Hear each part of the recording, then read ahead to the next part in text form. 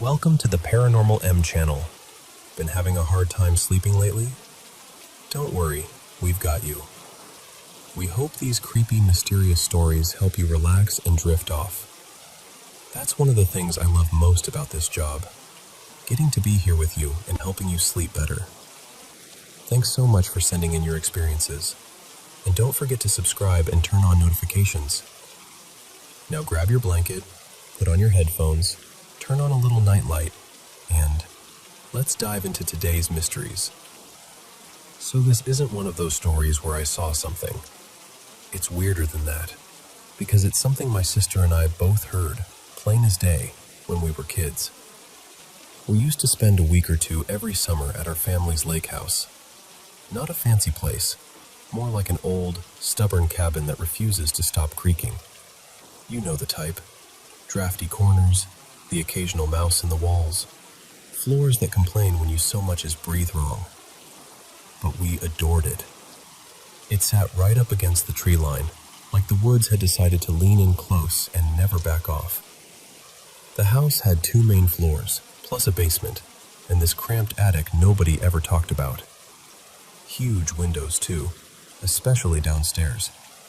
At night, with the lights on inside and the darkness pressed up against the glass, it always kind of felt like the forest could see you better than you could see it.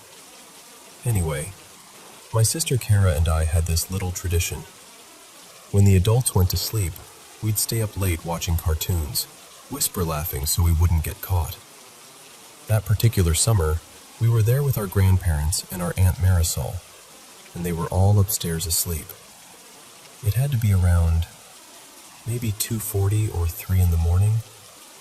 We were sprawled out in the living room with the TV on, some bright, obnoxiously cheerful cartoon, the kind that makes your brain feel fizzy when you're overtired. And then we heard it. At first, I thought it was part of the show, like a sound effect. But then it happened again. Heavy footsteps from above us. Not a creak, not a settling house noise. Actual, deliberate thuds. Like someone in boots walking with purpose. Kara and I just stared at each other, like our faces were asking the question our mouths were too scared to say. I reached for the remote and turned the volume down. And that's when it became unmistakable. You could hear a slow, steady pace, moving like it was circling. Step, step, step. As if someone was walking laps in one spot. The second the TV went quiet, the footsteps slowed, then stopped, like whatever it was had noticed us noticing it. We sat there frozen for a minute, trying to decide if we were being ridiculous. Then, after a while, we turned the TV back up, and the footsteps started again. Not constantly, but enough that the whole night became this awful little game. Cartoons on, footsteps above. Cartoons quieter, footsteps clearer. Like the house was keeping time. Eventually, Kara whispered something like, "Okay, nope, I'm done." And honestly, same. We went upstairs around 3:20-ish, clutching that brave but not brave feeling kids get, and we crawled into bed in the room we shared. Everything upstairs was silent. We peeked into the hall, even checked on our grandparents. My grandpa was dead asleep, snoring softly. My aunt was out cold. No one had been walking around. No one. Kara fell asleep fairly fast, like her brain decided to shut off rather than deal with it. But I stayed awake, still tense, listening for anything. About 15 or 20 minutes later, it happened again. Only now it was closer. Because my room, our room, sat directly under the attic. And those footsteps weren't just overhead in the somewhere upstairs way. They were right above me. Thud, thud, thud. I remember lying there thinking, okay, think like a normal person. We did have mice sometimes, but Mice don't sound like that. Mice make little skitters, little scratches. And now that I think about it, we hadn't even heard mouse noises in a long time. And the attic. Nobody went up there. Nobody. Morning couldn't come fast enough. When we finally got up, I went straight to my grandfather, Theo, my grandpa, because he was the kind of person who always had an explanation for everything, even if it was half-guessed. I asked him about the attic. He didn't even look concerned. He just pointed toward this small attic door at the end of the hallway, and it was wrapped with a chain and a padlock, like somebody had decided a long time ago that whatever was up there should stay up there. Grandpa Theo shrugged and said, "Probably a raccoon on the roof." Like that answered everything. I told him, no, it was inside. It sounded like it was walking on the attic floor. He kind of chuckled and said he couldn't even remember the last time they opened that door, and that he had no idea where the key was anymore. That was the end of it, as far as the adults were concerned. But I'm telling you, those footsteps were too heavy to be imagination and too close to be on the roof. They had weight to them. The kind of sound that makes your stomach tighten because your body recognizes it as someone moving nearby. And the thing I always come back to is this. If I was just a kid making it up in my head, why did Kara hear it too? We're grown now, and we still talk about it sometimes, usually when the conversation gets quiet and someone brings up the lake house. And every time, there's this pause. Because even saying it out loud feels like inviting it back. I don't remember it ever happening again after that night. No repeat performance, no slow circles above the ceiling. Just that one strange, heavy pacing in the attic. Like something was up there, walking laps in the dark, while two kids tried to pretend cartoons were louder than fear.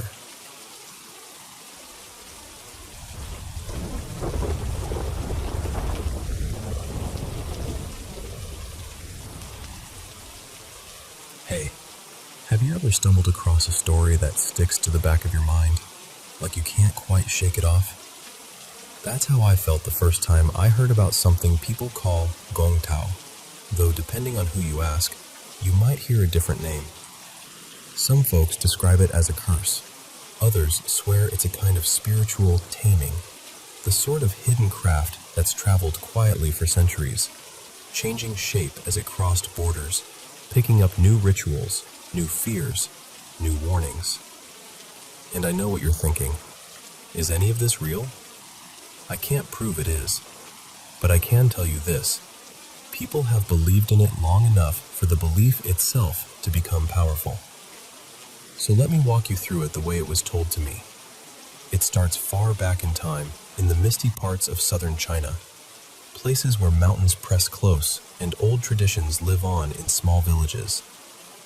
An elderly storyteller I'll call Madame Li Hua once said the earliest threads were tied to secretive sorcery practiced among hill communities, passed down in fragments, guarded like family heirlooms. Over time, those methods drifted outward, through traders, migration, war, marriage, until they seeped into neighboring regions across Southeast Asia. And here's where it gets eerie. As the stories traveled, they didn't fade. They adapted. Some versions link gong tao to Taoist ritual traditions, especially the kind people whisper about rather than explain.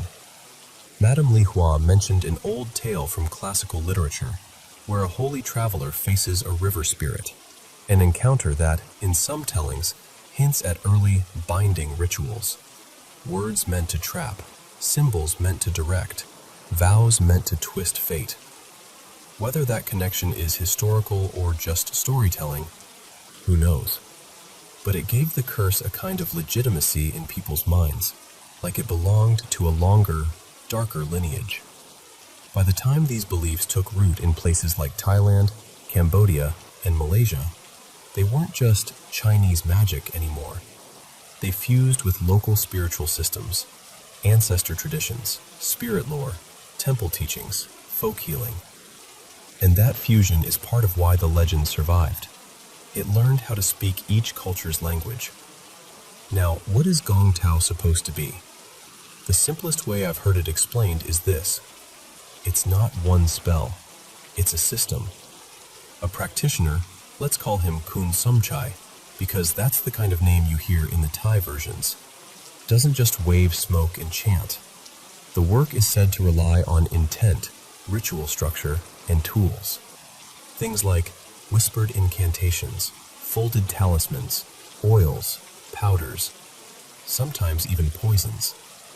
And what makes it feel especially personal, especially terrifying, is that the target isn't random.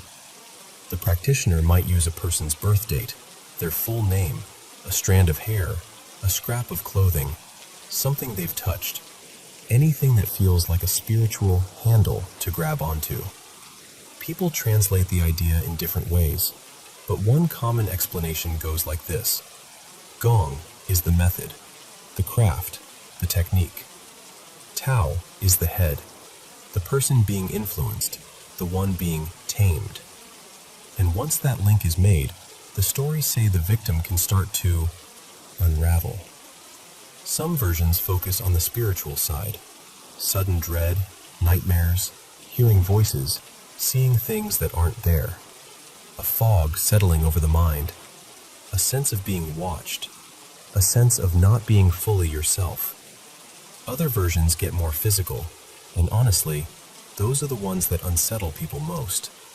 Because in certain legends, Gong Tao isn't just energy, it's poison. And then there are the talismans. I've heard people describe them as if they're instructions written for the unseen world.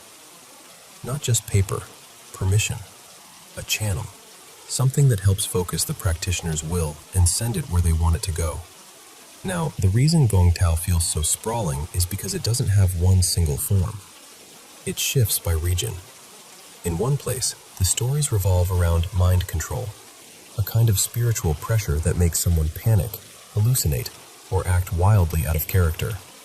In another place, it's sound and chanting, incantations repeated in a certain cadence, with objects that amplify the effect, like the victim's thoughts are being stirred into chaos.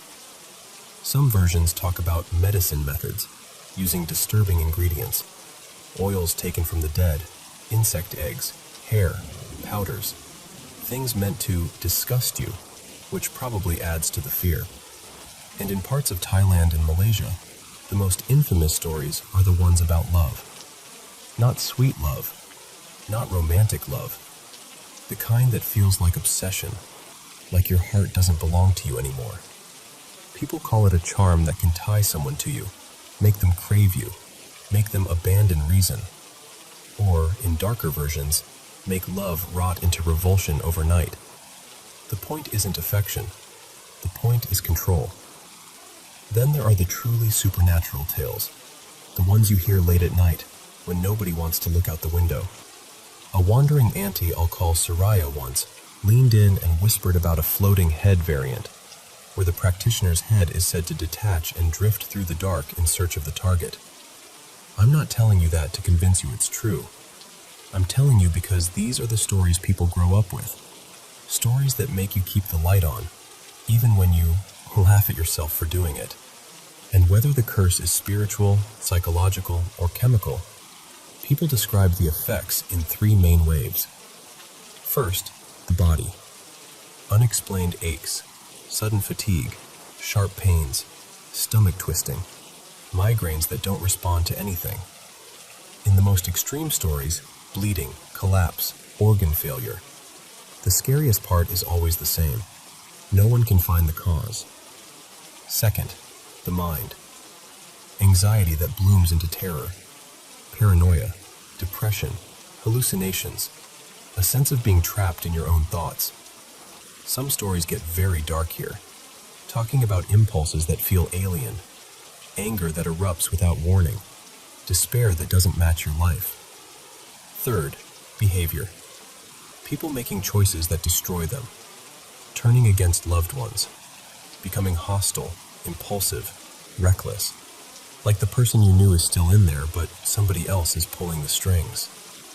And when it gets to that point, the legends say the victim rarely fixes it alone. Because the cure, if you can call it that, usually involves someone trained in spiritual protection, an experienced ritual specialist, a monk, an elder healer, someone believed to know how to cut the thread. They might burn talismans, wash the body in blessed water, pray for days, perform cleansing rites meant to push out what doesn't belong.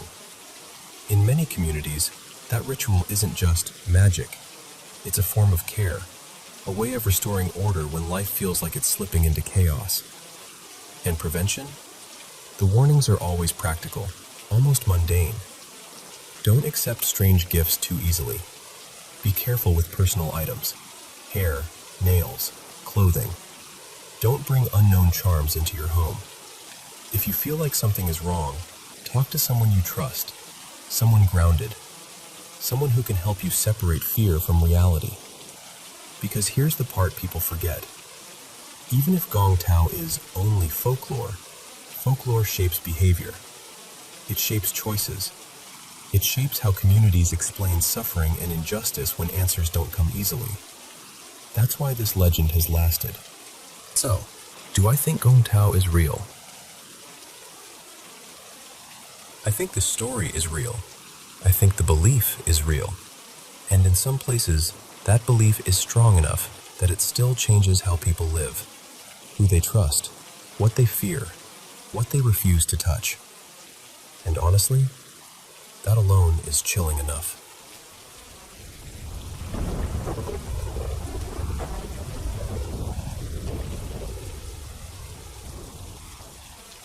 You know, there are places that look completely ordinary in the daytime.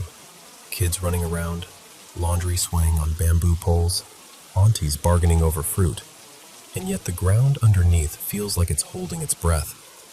That's how I felt the first time I really paid attention to Crosshead Lane. Well, people today call it that more casually, but the old name still clings to the walls. It sits over in Kowloon, tucked inside a district that's always buzzing, always moving. On the surface, it's just another public estate, crowded, practical, alive. But if you stand still long enough, you can almost hear the past knocking from behind the concrete. And the past here isn't gentle. Locals told me the name didn't come from some poetic legend. It came from something ugly, something meant to scare people into silence. During the occupation years, this area wasn't apartments and playgrounds. It was a place where men were detained, questioned, broken. People said that when executions happened, the remains weren't treated with dignity. Heads were displayed along a stone boundary, like warnings pinned to the land itself. Even the language around it changed over time. Someone once told me it might have started as a phrase closer to beheading wall, and then softened into something people could say without tasting iron on their tongue. Either way, the meaning stayed. And once a name like that is born, it doesn't really die. After the war, the city tried to heal the way cities always do, by building over the wound. In the years that followed, the land was cleared and reshaped. What had once been tied to graves, an old burial ground people remembered by nicknames and directions, the way elders do, was gradually emptied to make room for housing. Families were moved in. Survivors, working people, folks who needed a roof more than they needed answers. The estate rose up like a promise. Here, start again. But some places don't let you start clean. The stories I heard weren't dramatic at first. They were small, almost embarrassingly ordinary. The kind of thing people mention quietly while pretending they don't believe it. A corridor that always felt cold, no matter how sticky the summer got. Footsteps pacing above you when the upstairs flat was vacant. A faint crying sound, thin, far away, drifting through the stairwell at 3 a.m, even though everyone's doors were shut and locked. And then there were the ones people hesitated to tell, like they were worried the telling alone might invite something. A security guard named Mr. Liang, or maybe it was Uncle Liang, depending on who you asked, swore he once saw a figure at the end of a hallway. Long hair, pale dress, standing too still. He blinked, looked away for half a second, and when he looked back, the corridor was empty. Except for the feeling that someone was still there, watching him from the corners where the fluorescent lights didn't reach. That's the thing people always describe the same way. Not just seeing something, but feeling it. Like the air gets heavier. Like your lungs have to work harder. Like the building is listening. The residents tried to do what people here have always done when a place feels unsettled. They gave it respect. Years later, a small temple went up nearby, funded quietly by neighbors, shopkeepers, families who'd lived there long enough to stop laughing at the rumors. They dedicated it to the earth god, the kind of guardian people turn to when the ground itself feels offended. They lit incense. They offered fruit. They asked, in the simplest way, "Please, let everyone rest." If you've never seen those ceremonies up close, it's hard to explain. There's this strange tenderness to it. You'll see offerings laid out like a meal prepared for invisible guests, incense curling into the night air, ritual words murmured in steady voices, not theatrical, more like a lullaby meant for souls that never got comfort in life. Some years, they even set up performances, simple operas, bright costumes, loud drums, meant to entertain spirits who might be wandering hungry and bored. And here's what gives me chills. The front row of seats is sometimes left empty on purpose, reserved, not for the living. Even with all that, people still said the place wasn't fully quiet. Rumors kept piling up like dust in the corners. More than one person told me they'd heard marching at night, boots in rhythm, moving through streets that were completely still. Not the sharp stomp of modern shoes, but something older, heavier. And every time someone mentioned it, they lowered their voice like the sound might hear them back. There were stories, too, about those old underworld figures, Oxhead and Horseface, appearing in the dark, not exactly seen, but sensed. Like the warning before an accident, like a shadow that feels deliberate. Folks would say, if you meet them, don't look too long. And then they'd change the subject, fast. One story that stuck with me happened in a small park nearby. A woman, people called her Mei Lin in one version, Ah Yu in another, had taken her own life years ago. The way they told it, her spirit didn't roam angrily. It returned with a kind of sad routine, placing offerings for herself like she was still trying to take care of the person no one saved. Residents avoided that park at night, not because they feared she'd hurt them, but because the loneliness of it felt unbearable. And then there's always a music story in places like this, isn't there? Kids swore they heard piano notes drifting from a flat that had been empty for months. Simple melodies, the kind you'd practice slowly as a beginner. Not a full song, just the same few bars repeating, like someone was stuck on a memory and couldn't move on. Of course, the estate has its headline stories too. The ones that get retold so many times they start to sound like urban legends you'd hear at a late-night diner. There's the tale of the lost boy, a child with a face too pale, eyes too flat, wandering the street and asking strangers, very politely, how to get home. People said the scariest part wasn't the question. It was that when someone tried to help, the child would point toward buildings that no longer existed. Then there was this incident decades back. Someone I heard called Chung Wai, though who knows if that was his real name, who attended a ritual and came out wrong. Friends said his voice changed. His temper snapped like thread. And then he developed this sickening craving for raw pig head meat, demanding it like it was the only thing that could quiet the hunger inside him. People whispered about possession, about something latching onto him during the ceremony. The story spread fast enough that even newspapers poked at it, half skeptical, half fascinated. And the most famous figure of all, the one everyone seems to agree on, was the long-haired woman. They say she died violently during the occupation years. Some claim she was murdered for resisting. Others say she was simply in the wrong place at the wrong time. But everyone describes her the same. Hair spilling forward like a curtain, drifting through the misty streetlights late at night. Not walking so much as gliding, like the ground refuses to touch her. It's the way public estates like this can feel after midnight. Narrow corridors, echoing stairwells, lights that flicker and hum. The kind of quiet that isn't peaceful, but expectant. These buildings hold thousands of lives stacked on top of each other.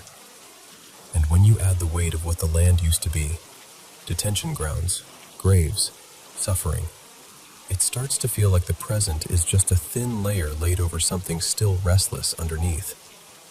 So whether you believe in spirits or not, I get why people talk about Crosshead Lane the way they do.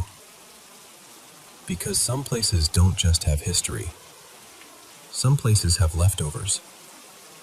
And if you ever find yourself there late at night, walking alone, hearing a faint cry that doesn't match any open window, just keep your steps steady. Don't run. Don't look too long into the dark corners. And if you smell incense when no one nearby is burning any, maybe just whisper something respectful, just in case someone is listening.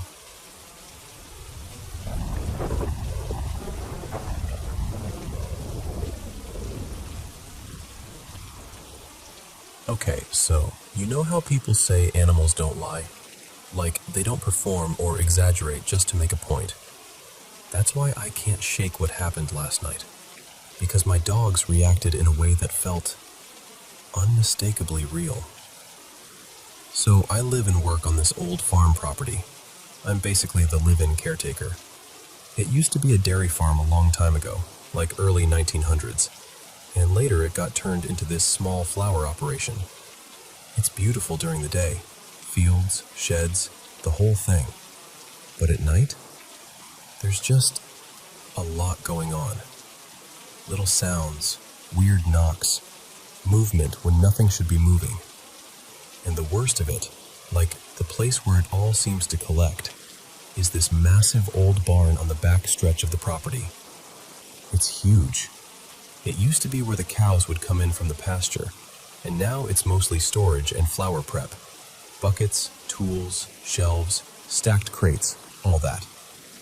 My partner, Rowan, calls whatever is in there the thing that gives the heebs and the jeebs, which is funny until you're standing near it and you realize you're not laughing. Because we've heard things in that barn. Not just settling wood, I mean a low man's voice murmuring like it's talking to someone, whistling, like someone trying to call the dogs by name, heavy rustling through stored stuff that's too big to be a raccoon or a cat, scraping sounds against the boards. Once, I heard this deep, irritated growl, like it came from a chest bigger than it should have been. But we never actually saw anything. Not clearly. Not until last night. So I'm doing my usual night walk with my dogs. My older boy, his name's Moose, he's getting up there, so I watch him close. My other dog, Tansy, is younger and fearless, and always wants to sprint off and patrol like she owns the land. I've got my phone out with the flashlight on, not because I'm scared, but because it helps them see where they're stepping. Moose is sniffing around the farm truck, taking his time, and Tansy takes off toward the back like she always does. And while I'm waiting, I notice something moving near this line of bushes. Not far, but far enough that the light doesn't hit it clean. The beam kind of diffuses in the cold air, so at first I only catch shape, color, this pale, sandy tan. My brain immediately goes, deer, right? Long neck, tall shape, the size checks out. But the thing is, it wasn't looking at the dogs. It wasn't watching me. It was just angled away, like it didn't care that I was there. Almost absent, like it was listening to something else entirely. Then it turned its head toward me. And I swear to you, swear on everything I love, it changed. Not like, oh, I realized what it was, changed. Like it compressed. Like the tall shape folded down into something else. and suddenly it was very, very clearly a coyote. Close enough that my stomach dropped. Close enough that all I could think was, that is too close. That is too close to my old dog. I blurted out loud, like an idiot. "Oh my God, it's a coyote! Moose, now!" And the second the words left my mouth, it was just gone. Not ran off, not slipped behind the brush. Gone.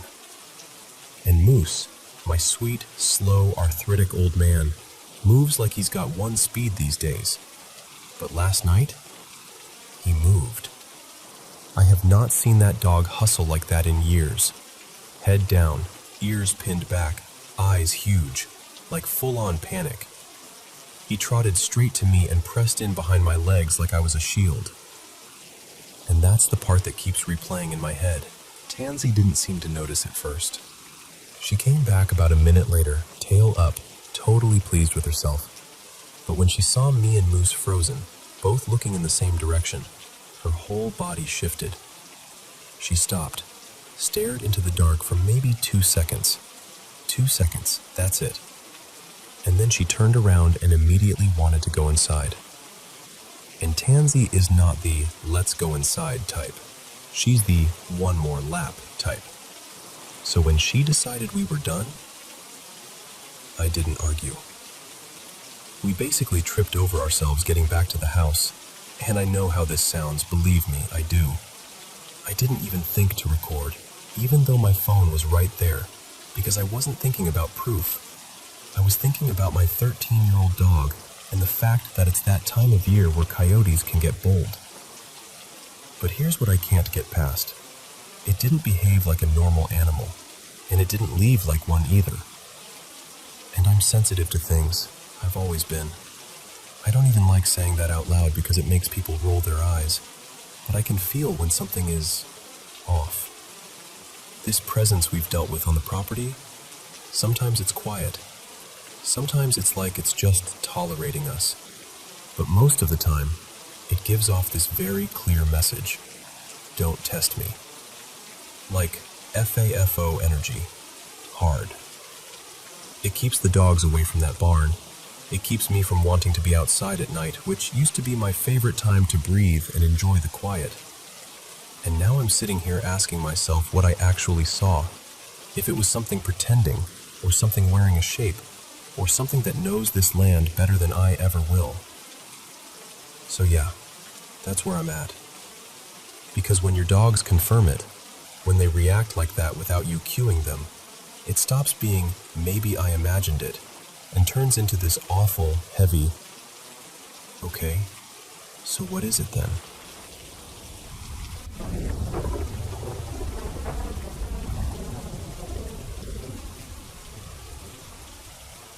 So this happened when I was 9. It was the spring of 2010, and I'd begged my mom to let me have a sleepover. I had a few friends from school over, Mason, Talia, and this kid named Jules. And we did exactly what you'd expect a bunch of 9-year-olds to do. Pizza grease on our fingers, loud laughter bouncing off the walls, and hours of taking turns on an old console until our eyes felt sandy. The living room looked like a tiny tornado had touched down. Blankets everywhere, snack bowls half finished, game cases tossed like frisbees. Eventually, we dragged ourselves upstairs. My room was set up like a little camp. My bed, my brother's bed, and a couple of mattresses wedged on the floor so everyone could fit. We whispered and giggled for a while. That cozy kind of talking, where the room feels safe just because your friends are there. One by one, they fell asleep. And then it was just me. I remember lying there, listening to the uneven rhythm of everyone's breathing. I couldn't sleep yet, so I reached over to my desk and turned on this small lamp. One of those warm bulbs that barely lights anything, and I started reading a comic. Not Batman this time. It was a Spider-Man one, the kind with big dramatic panels and way too many sound effects. When I finished, I shut the book, sat there for a second, and then clicked the lamp off. And right then, right as the room went dark, I saw it. On the wall, there was a shadow. The shape of an adult man, low to the ground, like he was crouching. My stomach dropped so fast it felt like I'd missed a step on the stairs. At first, I tried to talk myself out of it. You know how your brain scrambles for the normal explanation? Like maybe it was a weird angle from the streetlight outside, or the curtains, or a coat hanging somewhere. I even thought, for a split second, maybe there's a stain on the wall and my eyes are just making a person out of it. But then it moved. The shadow stretched an arm toward where Jules was sleeping on the mattress closest to me. I didn't scream. I didn't even breathe right. I just froze. I remember being absolutely convinced that if I moved even an inch, it would turn toward me. The arm reached out slowly, so slowly, and it looked like it was brushing along him. Not grabbing, not shaking him, just touching him, gently, like someone smoothing a blanket or checking on someone they love. And then the strangest part happened. The shadow didn't run away, or snap back, or disappear in a flash. It sort of collapsed inward, like it was being pulled into itself, smaller and smaller, until it was gone. I stayed awake for what felt like the rest of my life. Hours, really. Staring at the wall, blinking, trying to convince myself it wouldn't come back. My heart kept pounding, and then eventually, my body couldn't hold that kind of fear anymore. I guess the adrenaline ran out. My eyes finally got heavy, and I just slipped into sleep, still tense, still half expecting something to happen. The next morning, the chaos of the sleepover came back like a wave. Footsteps, yawns, someone laughing too loud. My mom called us downstairs for breakfast. I remember sitting up and immediately staring at the wall. There was nothing. No stain. No mark. No shape that could have tricked me. Just a normal wall. At the breakfast table, I asked my parents if either of them had come into my room during the night, just to check on us. They both said no. When I tried to explain what I'd seen, they gave me that look adults give kids sometimes. Like they're trying not to be mean, but they really think you made it up. We were eating cereal and drinking chocolate milk, and we put on a game. One of those early Lego games, the kind where the camera angle fights you, and the levels are way harder than they have any right to be. We got stuck on this race section, and we kept passing the controller around, each of us swearing we were definitely going to beat it this time. But I kept glancing at Jules. I finally told everyone what happened, and he got really quiet. He admitted, almost like he didn't want to say it out loud, that he'd felt something brush against him during the night. He said it didn't scare him in the moment. He'd just sort of shifted and gone back to sleep. Then my mom called him over and told him he'd have to leave early because his mom was on the way. I asked why, and my mom said, "I'll tell you later." After everyone went home, I asked again, and my mom's face changed, softer, serious. She told me that Jules's grandfather had passed away during the night. I didn't know what to do with that information. I just remember sitting there, feeling this weird mix of things, like fear and sadness and confusion all tangled together. Nothing else ever happened in that room after that. I kept expecting it. For weeks, I would stare at the wall before bed like I was daring it to show itself again. But it never did. And honestly, the older I got, the less certain I became about what I saw. Maybe it was a trick of light. Maybe my imagination ran wild because I was tired, or because the room was unfamiliar with all those mattresses and bodies and shadows. But sometimes, I think about how gentle that arm looked. How it didn't feel like something threatening. Just careful. Like someone saying goodbye without wanting to wake anyone. And if that's what it was, if it was the last quiet visit of a grandfather to his grandson, then as terrifying as it was for a 9-year-old kid lying awake in the dark, it was also, in its own strange way, kind of beautiful.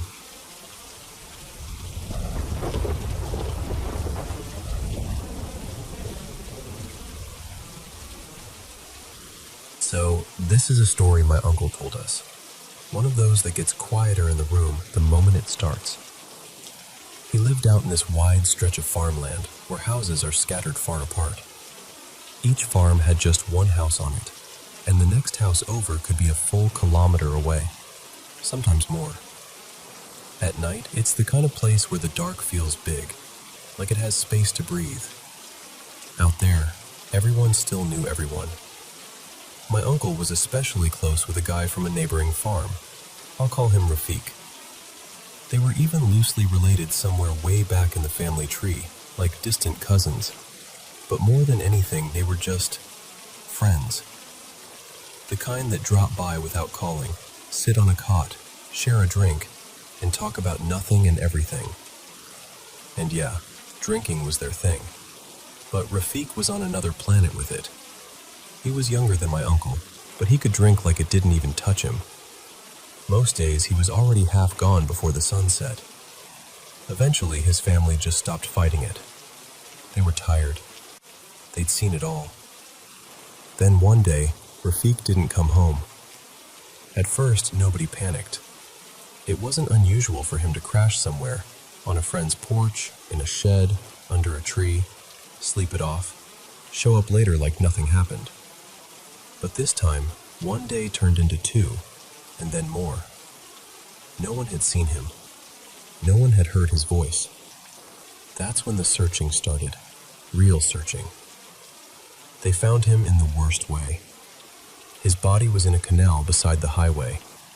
It had been there for days. The condition he was in, my uncle could barely describe it. The best anyone could piece together was that he'd been hit by a vehicle on the road and thrown down into the canal, where no one noticed him right away. Just a brutal, lonely end. The whole area went heavy with it for a long time. Now, this is where the strange part begins. A while before Rafik died, he and my uncle had bought matching shirts together. Same pattern, same color, identical, one for each of them. They weren't cheap either. The kind you save for weddings, big gatherings, special days. A few months after the funeral, in the middle of winter, my uncle had to attend a wedding in another town. He didn't think much about it. He just pulled out his good clothes and ended up wearing that shirt. The wedding ran late. By the time he got back, it was deep night. He got dropped off near the highway and had to walk the rest of the way home through the farmland. No streetlights, no houses nearby, just open fields and the moon, thin and cold above him. But for him, it wasn't unusual. He grew up walking those paths. He knew every bend, every patch of uneven ground.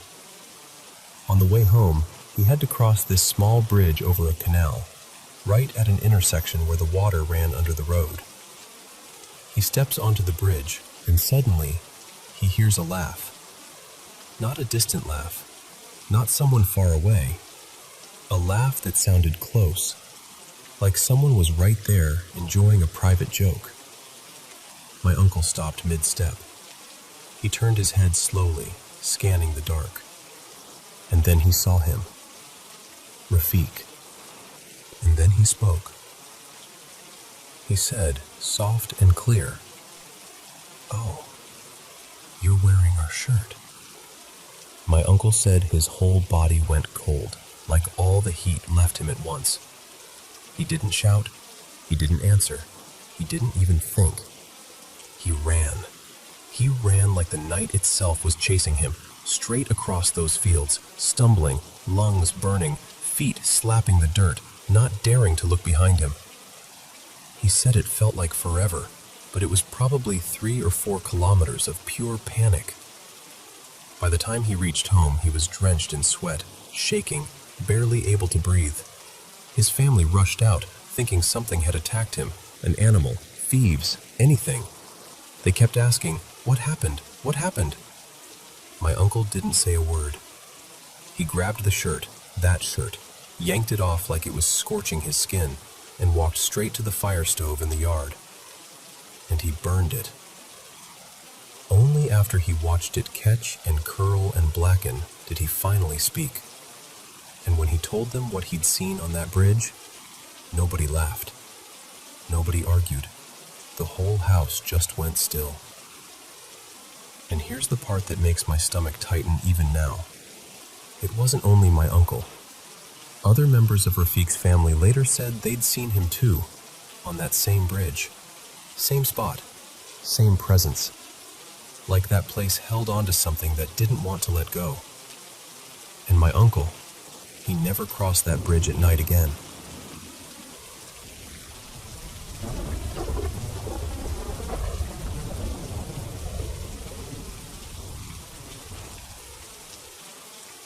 Okay, so this happened one winter back in 2017, just outside Gothenburg, in a quiet neighborhood where the snow sticks around long enough to make everything feel muffled.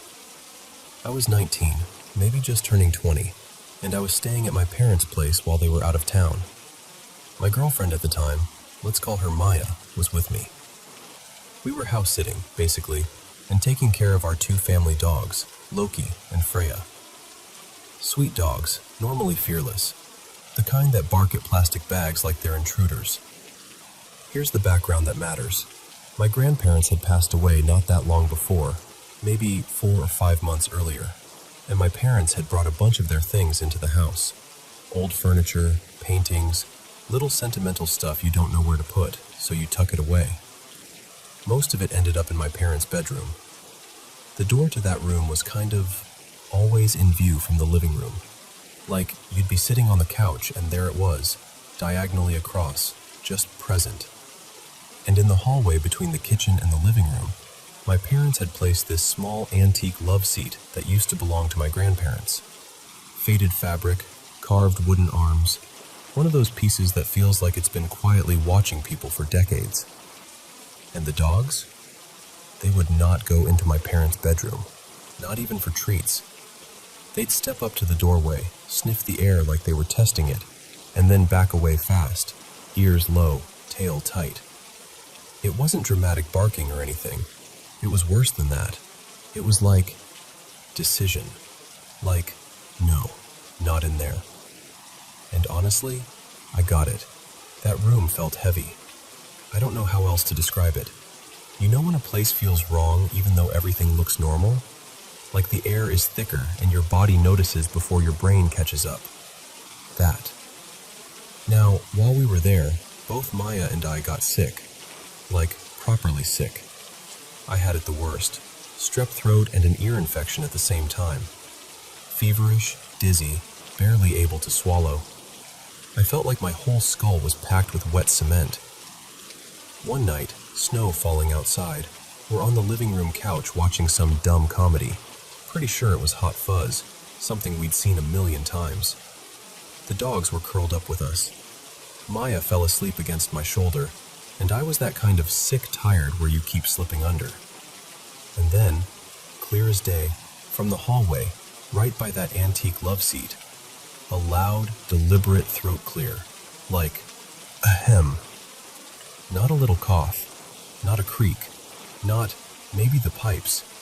It sounded like a person, like someone trying to get your attention politely but firmly. My whole body went cold, but my first thought was honestly, I'm hallucinating. Fever, infection, my brain's glitching. I tried to talk myself down in real time, until I saw the dogs. Both Loki and Freya shot upright like they'd been yanked by strings. Heads turned toward the hallway, ears forward, staring. Not barking, not growling, just locked on, totally alert, like they were waiting for the next move. So I whispered, Maya, did you hear that? She stirred, blinked at me all groggy and goes, yeah, I heard it. I thought that was you. And I just remember staring at her like, please don't say that, because if she heard it too, then it wasn't my fever. We sat there for a while, breathing shallow, just listening. Nothing else happened. Eventually, we convinced ourselves it was, I don't know, the house settling, wind, anything that wasn't what it felt like. The next day, we were still sick and miserable. I stayed on the couch most of the day, half wrapped in a blanket, playing through old games to distract myself, Skyrim, I think, and Maya was scrolling on her phone, bundled up like a little ghost. I didn't want to, but I did. Freya wasn't there, but something was. Right in the middle of the bed, perfectly centered like it had been placed there carefully, was this shallow wire laundry basket. Metal mesh, lightweight, the kind you could toss with one hand. And it was sitting completely flat, like it had been set down gently and intentionally. I stood there for a second just staring at it, trying to remember if I'd put it there. Maya wouldn't have. My parents were gone, and I definitely hadn't been in that room unless I absolutely had to. I left the room and found Freya a few minutes later, curled up under a blanket in the living room, trembling like she wanted to disappear into the fabric. That night, we tried to act normal. Same routine, couch, blankets, dogs pressed against us, lights low. Around 10-ish, we decided to go to bed in my old room. The dogs followed, and for a moment it felt safe, like we were retreating into a smaller, familiar space. We turned off the lights and had just settled in, like that exact moment right before sleep. And then the house exploded with a crash. A heavy, violent slam, like something big being thrown or dropped from a height. The kind of sound that hits your ribs. I sat straight up and went, "What the hell was that? Someone's in the house." Maya was instantly wide awake, whispering my name like she didn't want to make noise.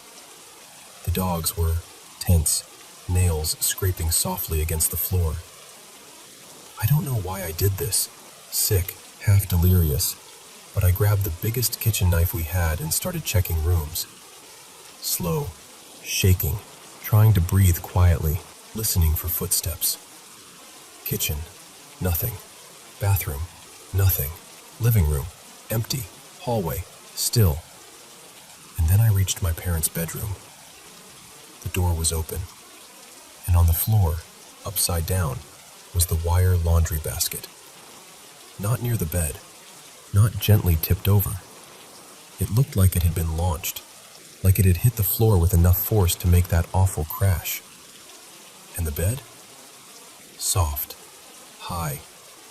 There was no reasonable way for that basket, lightweight, wide, shallow, to end up on the floor like that, upside down, with that kind of sound, without someone grabbing it and throwing it. I called Maya in, and she stood behind me in the doorway, peering around my shoulder. And when she saw it, she didn't even speak at first. She just made this tiny sound, like her breath caught, and grabbed my arm hard. And I swear to you, we didn't do the tough horror movie thing where you investigate further. We didn't cleanse the house or call a neighbor or anything brave like that. We just froze. Like our brains were refusing to process what our eyes were seeing, because once you accept it, you can't unaccept it. I don't even remember how we got through the rest of the night. It's like the memory turns blurry right there. Fear does that. I just remember the dogs pressed against us, both of us wide awake, listening to the house in the dark, waiting for another sound that we didn't want to hear, but couldn't stop expecting.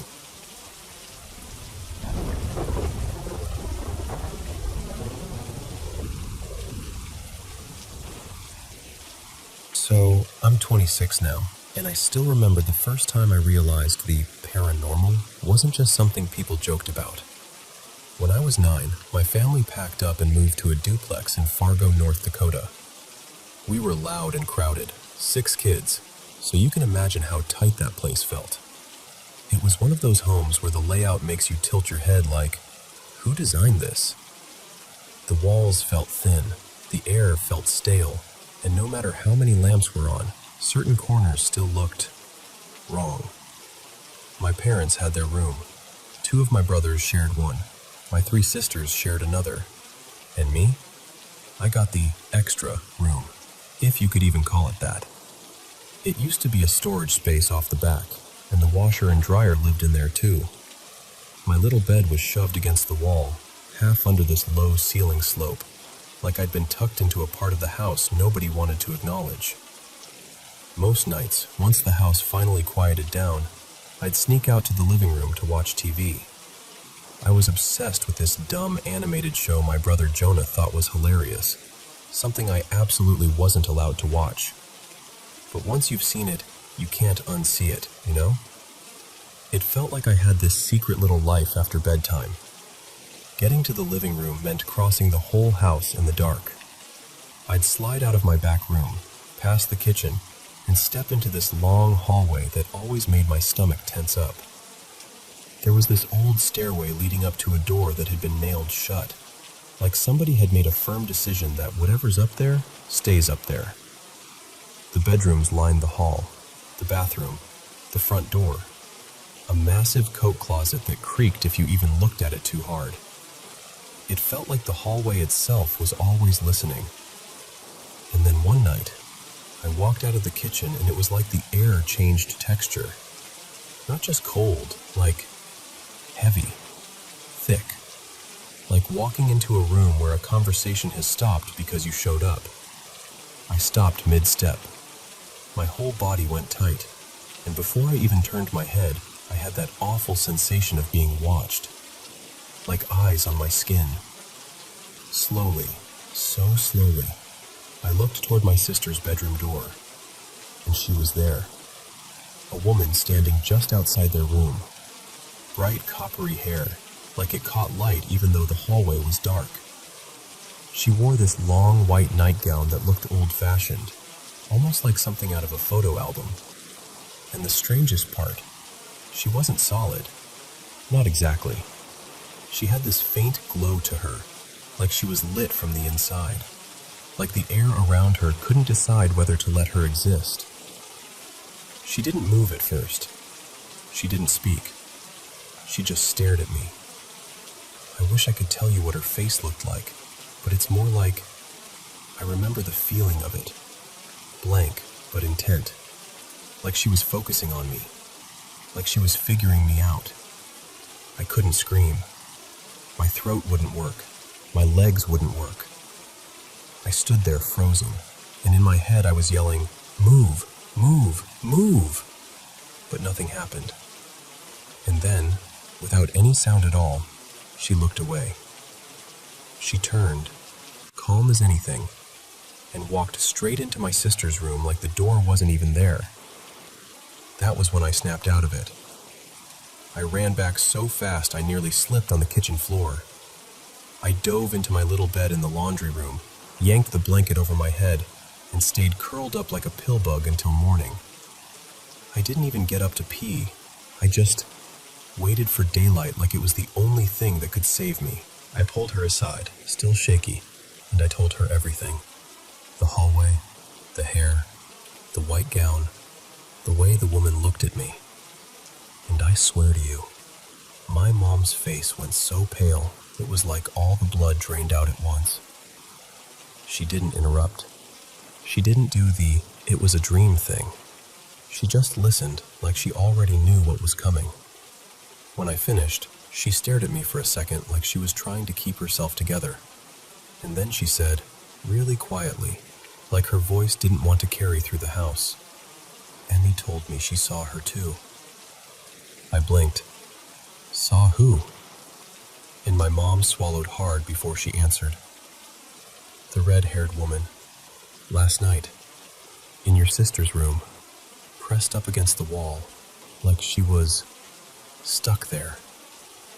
That was it. That was the moment my whole world shifted.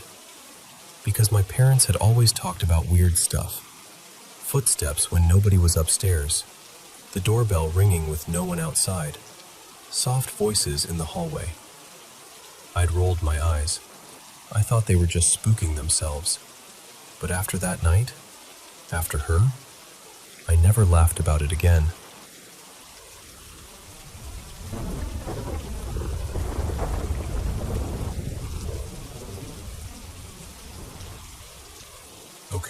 Before I jump in, I just want to say, this is genuinely my first time telling this story out loud like this, and I've been sitting on it for years, like a decade. So if I ramble a little, just bear with me. Grab a snack. I'm serious. This one's long.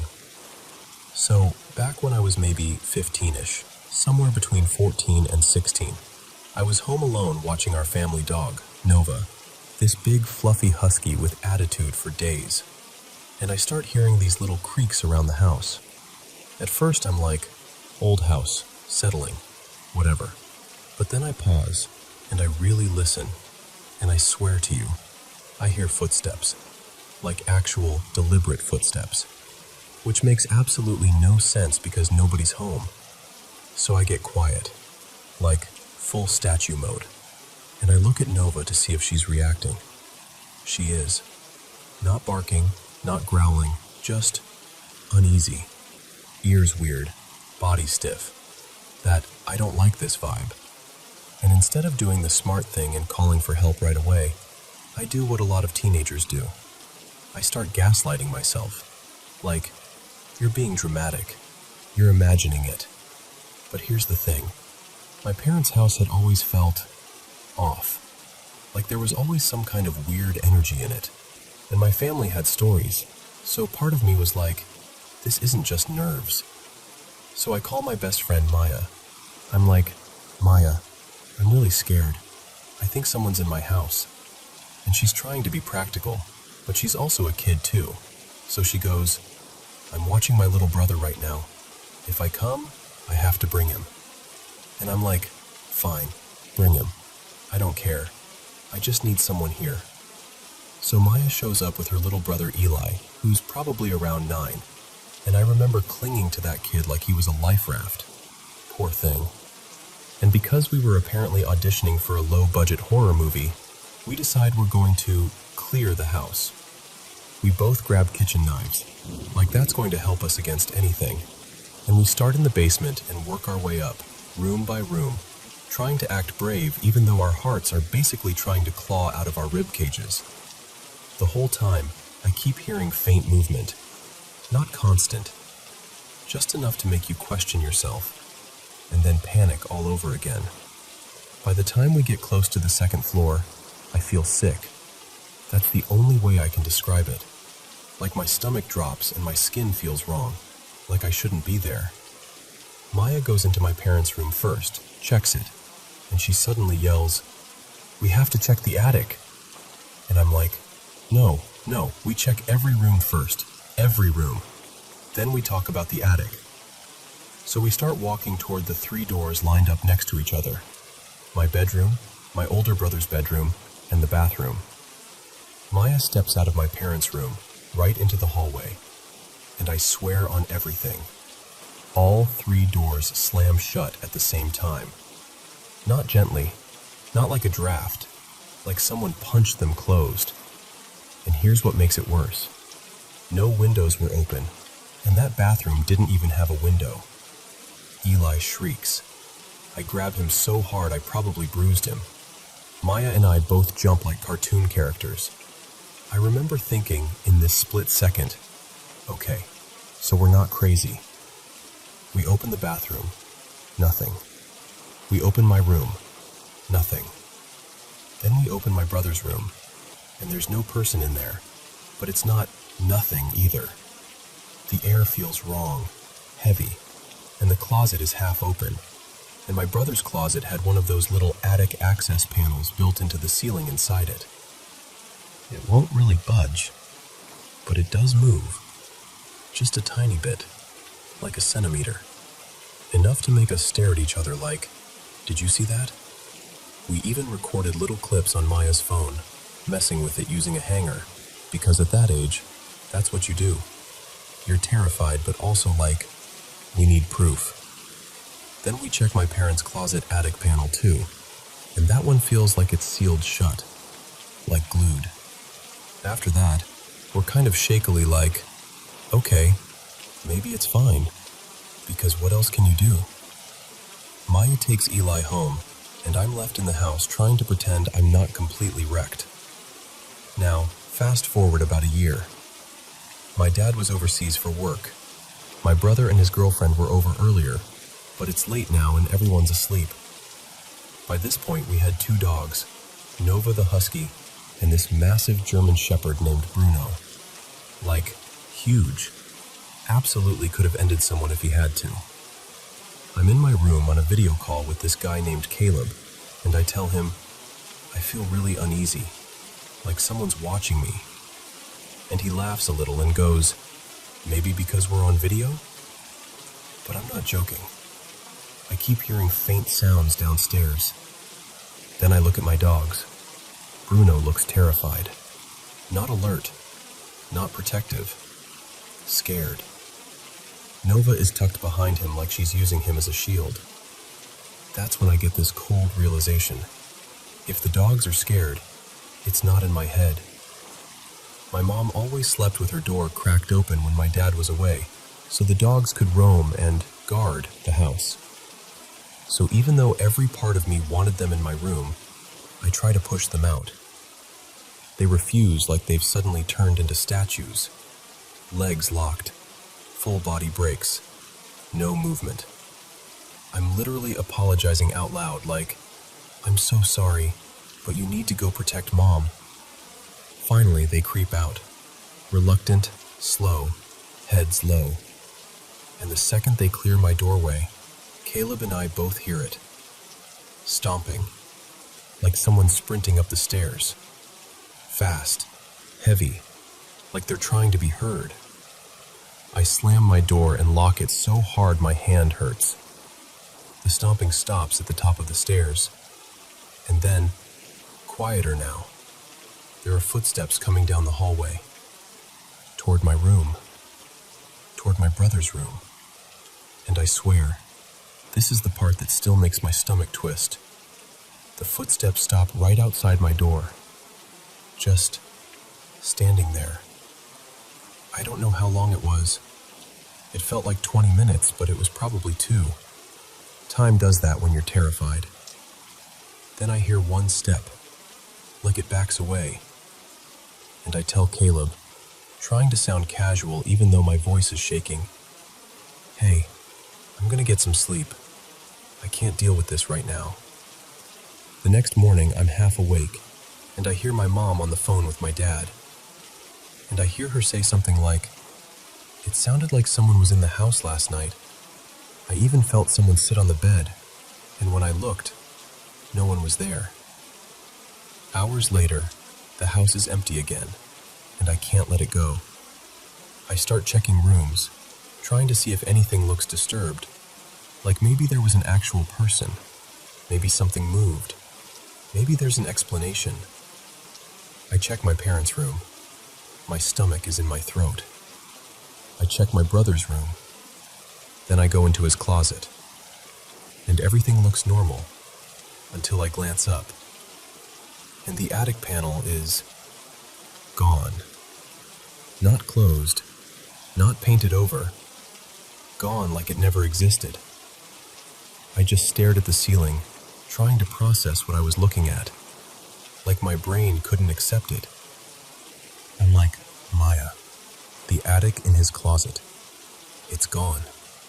And she goes silent for a second, and then just blurts, no way. Because she remembers it.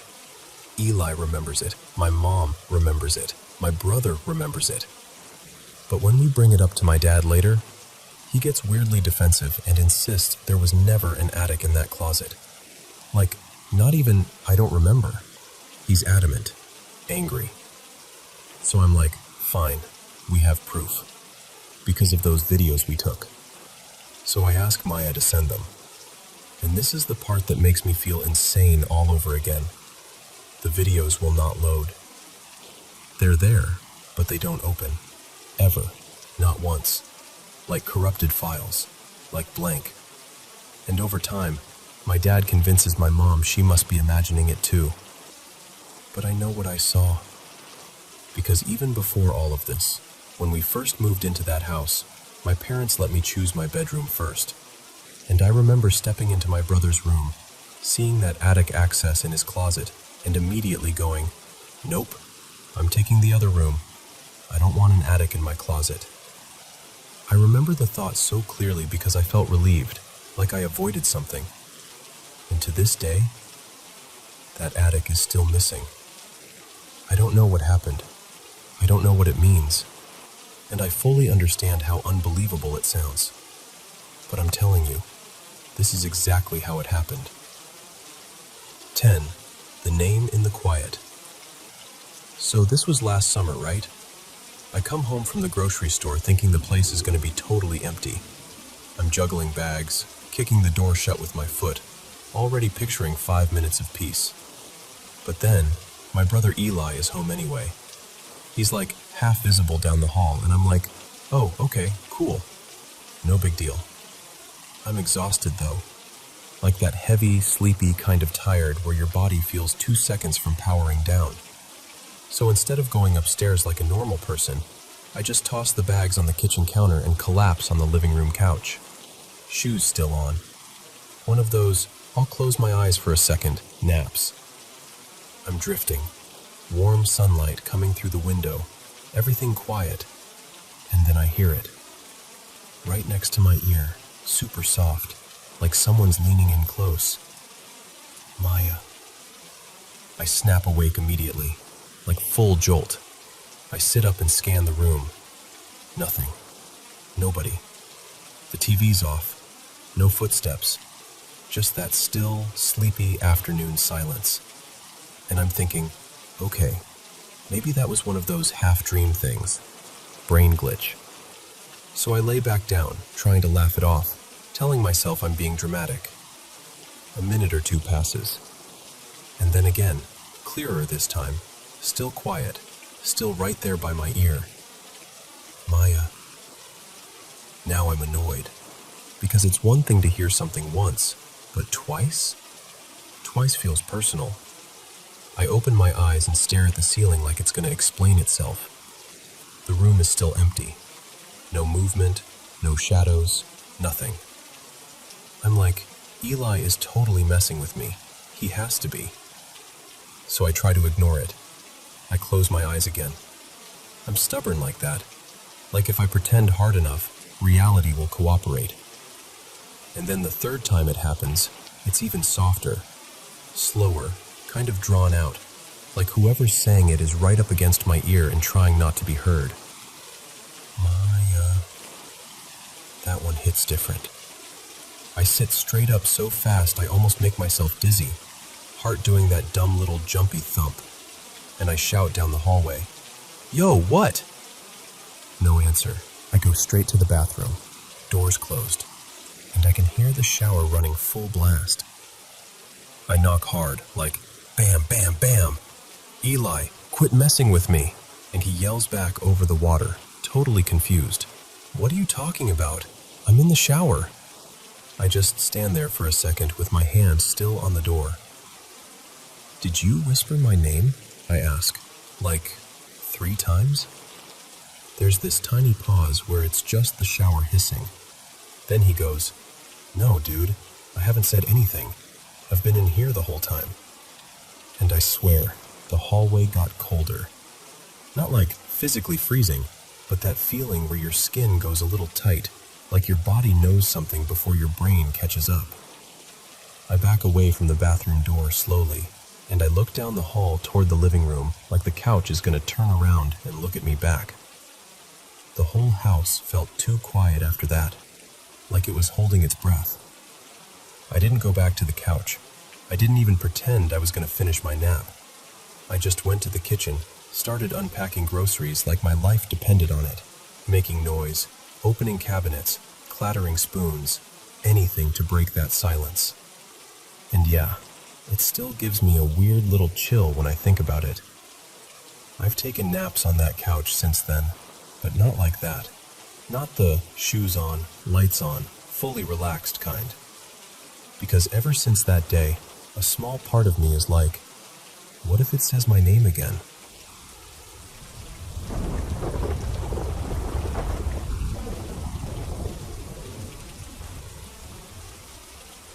So this was last summer, right? I come home from the grocery store thinking the place is going to be totally empty. I'm juggling bags, kicking the door shut with my foot, already picturing 5 minutes of peace. But then, my brother Eli is home anyway. He's like half visible down the hall, and I'm like, oh, okay, cool. No big deal. I'm exhausted though. Like that heavy, sleepy kind of tired where your body feels 2 seconds from powering down. So instead of going upstairs like a normal person, I just toss the bags on the kitchen counter and collapse on the living room couch. Shoes still on. One of those, I'll close my eyes for a second naps. I'm drifting. Warm sunlight coming through the window. Everything quiet. And then I hear it. Right next to my ear, super soft, like someone's leaning in close. Maya. I snap awake immediately, like full jolt. I sit up and scan the room. Nothing. Nobody. The TV's off. No footsteps. Just that still, sleepy afternoon silence. And I'm thinking, okay, maybe that was one of those half-dream things.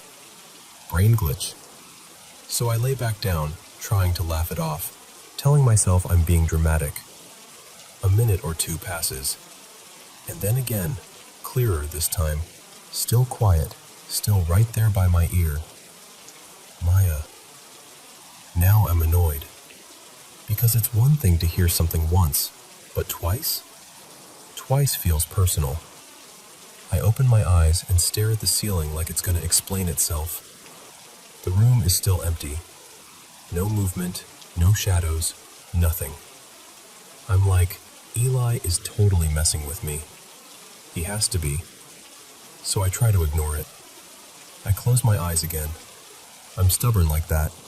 Like, if I pretend hard enough, reality will cooperate. And then the third time it happens, it's even softer. Slower, kind of drawn out. Like whoever's saying it is right up against my ear and trying not to be heard. Maya. That one hits different. I sit straight up so fast I almost make myself dizzy, heart doing that dumb little jumpy thump. And I shout down the hallway, "Yo, what?" No answer. So now I'm mad and freaked out, which is the worst combo. I get up and walk down the hall, trying to stomp a little louder than necessary, like I'm proving I'm not scared. I go straight to the bathroom, doors closed, and I can hear the shower running full blast. I knock hard, like bam, bam, bam. "Eli, quit messing with me." And he yells back over the water, totally confused. "What are you talking about? I'm in the shower." I just stand there for a second with my hand still on the door. "Did you whisper my name?" I ask. "Like 3 times?" There's this tiny pause where it's just the shower hissing. Then he goes, "No, dude, I haven't said anything. I've been in here the whole time." And I swear, the hallway got colder. Not like physically freezing, but that feeling where your skin goes a little tight, like your body knows something before your brain catches up. I back away from the bathroom door slowly, and I look down the hall toward the living room like the couch is going to turn around and look at me back. The whole house felt too quiet after that, like it was holding its breath. I didn't go back to the couch. I didn't even pretend I was going to finish my nap. I just went to the kitchen, started unpacking groceries like my life depended on it, making noise, opening cabinets, clattering spoons, anything to break that silence. I've taken naps on that couch since then, but not like that. Not the shoes on, lights on, fully relaxed kind. Because ever since that day, a small part of me is like, what if it says my name again?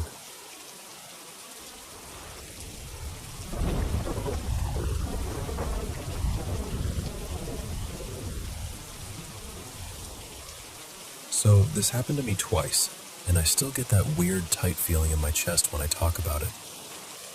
The first time was a rainy night back when I lived in this tiny studio apartment. One of those places where the kitchen is basically 2 steps away from your bed. The power went out, And honestly, it kind of felt cozy at first. No phones, no TV, just a bunch of us sitting around talking like people used to, laughing, filling the darkness with our voices. There were 3 of us awake, me, my friend Darius, and my other friend Milo, and we were mid-conversation when Darius just changed. Like someone flipped a switch behind his eyes. His face went blank for half a second, then it tightened up like he'd suddenly remembered something terrifying, and he didn't say a word. He just stood up really slowly and walked toward the kitchen. Now the layout matters here. The kitchen was behind this sliding glass door. You had to slide it open to the left before you could see the little hallway and the sink area. Darius slid that door open like he was moving through water, and then he just stopped. He stared toward the cupboards by the sink for, no exaggeration, almost a full minute. Dead still, not blinking like normal, just staring. Milo and I exchanged that look, you know the one. Curious, annoyed, anxious, all mixed together, and we both leaned forward. Quiet, like we were scared to make the air move. And then we peeked. I don't even remember who leaned in first, but we both saw what Darius was looking at. There was a figure, a man-shaped shadow, like darker than the dark around it. He had this old-timey vibe, high hat, the outline of a cane or walking stick, and he was leaning against the counter like he belonged there, like he'd been waiting. And the part that makes my skin crawl just thinking about it, he looked like he was smiling. Not a big, friendly smile, more like a private little grin, like he knew something we didn't, like we were late. And he didn't move, not even a twitch. No sound, no footsteps, no breathing, nothing. Just standing there in the kitchen, grinning in the dark. We didn't scream. Nobody said a word. It was like our mouths collectively forgot how to work. Eventually, we don't even talk about how it happened, we all ended up back in the main room, sitting down again. Like we could just ignore it back into not being real. And we forced conversation to continue, but it got stiff, like we were all pretending we hadn't just seen the same impossible thing. And then the talking ran out. That natural lull hit. I remember staring at the floor for a second, and then I finally said, really quietly, "You both saw it too, right?" No one answered. No denial, no, "What are you talking about?" Just silence. And somehow that silence was the loudest answer. That was in late 2021, I'm pretty sure. Could have been early 2022, but it was around then. Then, I didn't see him again for a long time. I tried to file it away as some kind of shared trick of the darkness. Stress, sleep deprivation, anything. But about 6 weeks ago, it happened again. This time I wasn't alone, but it wasn't that same exact setup. There were like 7 of us hanging out at a friend's place. Music earlier, snacks, people crashing on couches. Eventually, everyone started passing out one by one, and it got to that late, quiet hour when the whole house feels like it's holding its breath. It was just me and my friend Renee still awake, barely talking, kind of half laughing about nothing. And then I saw him. Not fully at first, just that shape in the corner of my vision. That wrongness, like the darkness had a spine. But this time, something else happened, and I can't explain it without sounding insane. The more afraid I got, the more present he became. Not like he literally got taller or bulkier in a normal way, more like my fear gave him definition. Like he fed off being noticed. Like every heartbeat in my chest drew his outline sharper. I could feel my face change. I didn't even have to speak. Renee looked at me and her whole expression shifted. She whispered, "You see something." And I swear to you, I hadn't said a word yet. I hadn't even pointed. She just knew, because I must have looked like I'd seen a car coming straight at me.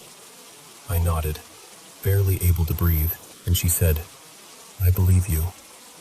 That almost broke me, because it meant it wasn't just in my head, at least not entirely. Not if someone could read it off me that clearly.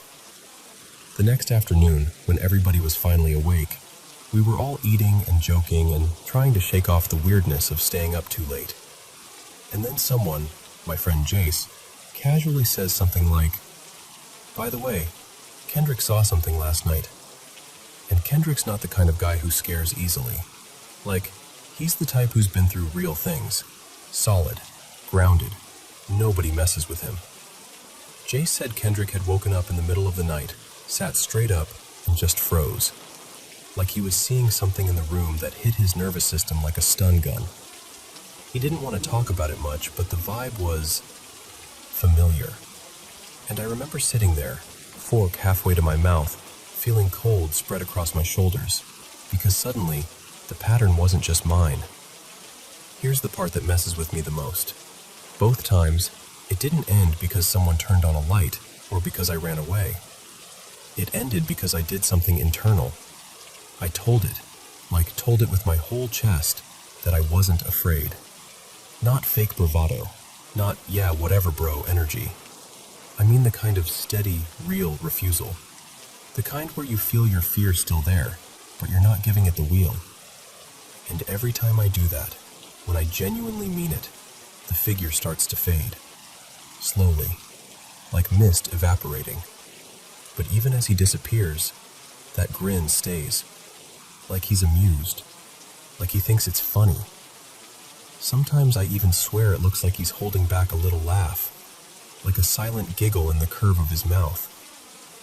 And then he's gone. So yeah, that's my story. I don't know what he is. I don't know why he shows up. I don't know if it's something external or something psychological that more than one person can tap into. But I do know what it feels like. It feels like being watched by something that wants you to notice it. Something that gets stronger the more you panic. Like fear is the invitation. And it feels like the only way to shut the door is to stop feeding it. I just needed to say it out loud, because keeping it inside makes it feel bigger.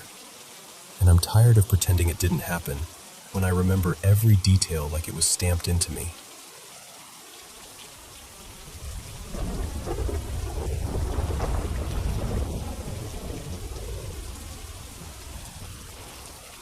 Okay, so I've lived in this house for about 12 years, and for most of that time, I would have rolled my eyes at anything paranormal.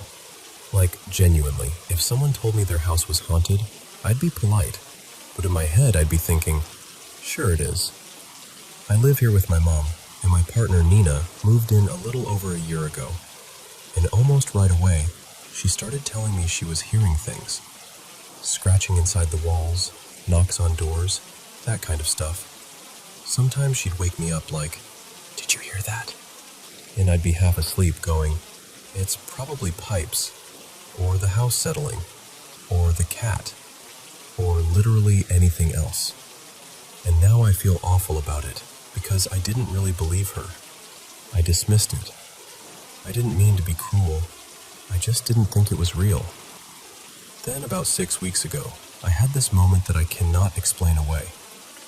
It was early, like one of those quiet, dead hours of the morning. I was alone in the kitchen, just standing there, and the kitchen opens into the hallway. And in the hall, just for a split second, I saw this figure. And I'm almost embarrassed describing it because it sounds like something from a cheap horror film. But it looked like a small child, like a little girl, wearing a pale, floaty dress. It was there, and then it wasn't. Not like it ran off, not like it faded dramatically, nothing cinematic. It was just there, and then gone, like my brain had blinked and the world changed. At the time I was freaked out, but I'd had a couple drinks, wasn't drunk, just a little buzzed, so I tried to convince myself it was that. Tired eyes, weird lighting, my imagination filling in shapes. But I told Nina anyway. And here's the part that made my stomach drop. She went quiet and said she'd seen something too. standing in the corner of our bedroom near the door. And she described it without me prompting her, without me telling her what I saw. And she described basically the same thing. A small girl, a dress, that corner of your eye feeling. After that, it wasn't just a one-time thing. Both of us started seeing her, mostly in the upstairs hallway, usually in our peripheral vision. Never a full, clear look. Always like your eyes catch on something and your brain screams, someone is there, and when you look straight at it, there's nothing. And Nina, who hasn't had panic attacks in years, is now getting them again. The worst ones are in the early hours. Sometimes she wakes up already in a full panic, like something yanked her out of sleep. And the noises have increased too. Not just vague house sounds, more frequent, more deliberate. Scratches, thumps, a bang that makes you stop mid-sentence and just listen. But the most unsettling thing that happened, it was a few evenings ago. We were in our bedroom, just talking, and my mom was in her room next door. It wasn't late, it was early evening, normal time, normal mood. And Nina and I both heard, clear as day, my mom screaming my name like she was hurt, like real pain, real panic. She called out for me, like she needed help immediately.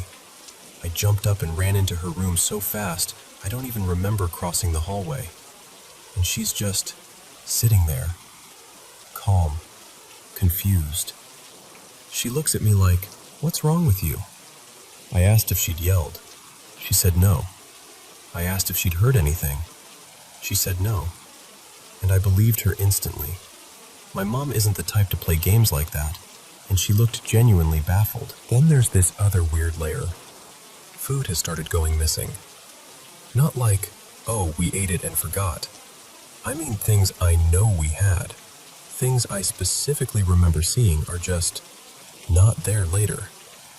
Stuff that couldn't realistically have all been used up since the last time I noticed it. It's small, but it's constant enough that it's become a pattern. So I actually dug out a security camera, and I'm planning to set it up in the kitchen just to rule out anything normal. Sleepwalking, forgetfulness, whatever. And look, I know how this sounds. I do. If I heard this story from someone else a year ago, I would have been the skeptic in the room. But I'm not anymore. Because it's not just events. It's the feeling. The air in the house sometimes feels occupied. Like you're not alone even when you're alone. Like something is waiting just out of sight. Now, I don't know if any of this matters, but I've used a Ouija board once, like over a decade ago, and nothing weird happened afterward, so I never thought about it again. Nina also told me that when she was younger, she swore there was something in her dad's house. Bad enough that her family actually brought someone in to bless the place. Lately, on her mom's advice, we bought some incense and a couple things like selenite. Stuff meant to cleanse or calm the space. And part of me feels ridiculous doing it. But another part of me is like, why wouldn't we try everything? So yeah, that's where we are. Two people who were living a normal life, and now we're whispering about hallways and listening for footsteps, and wondering why a house we've known for years suddenly feels unfamiliar. And honestly, I don't even know what I'm asking for anymore. I guess I just want to know what you do when you feel like something has noticed you back.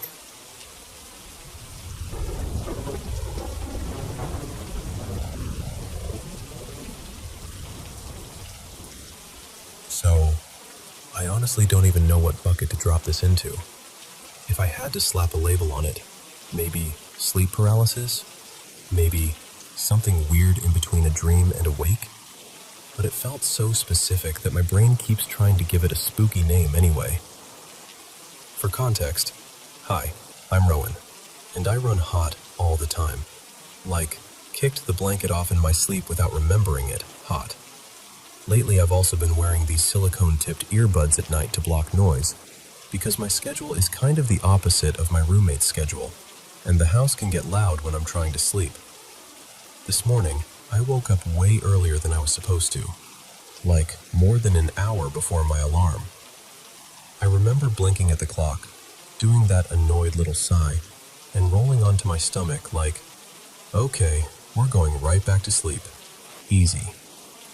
Nope, because as soon as I settled in, I got this weird sensation around my middle, like the hem of my shirt was being tugged upward just a tiny bit. Not yanked, not pulled hard, just lifted.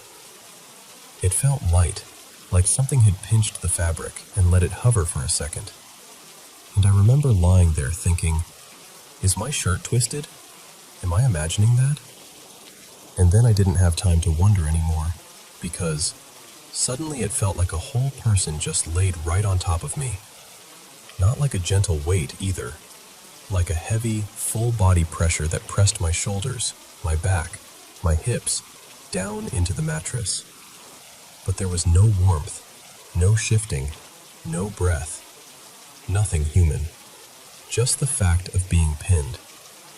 What made it worse is that I've felt something like this before. When I was a kid, it happened every once in a while.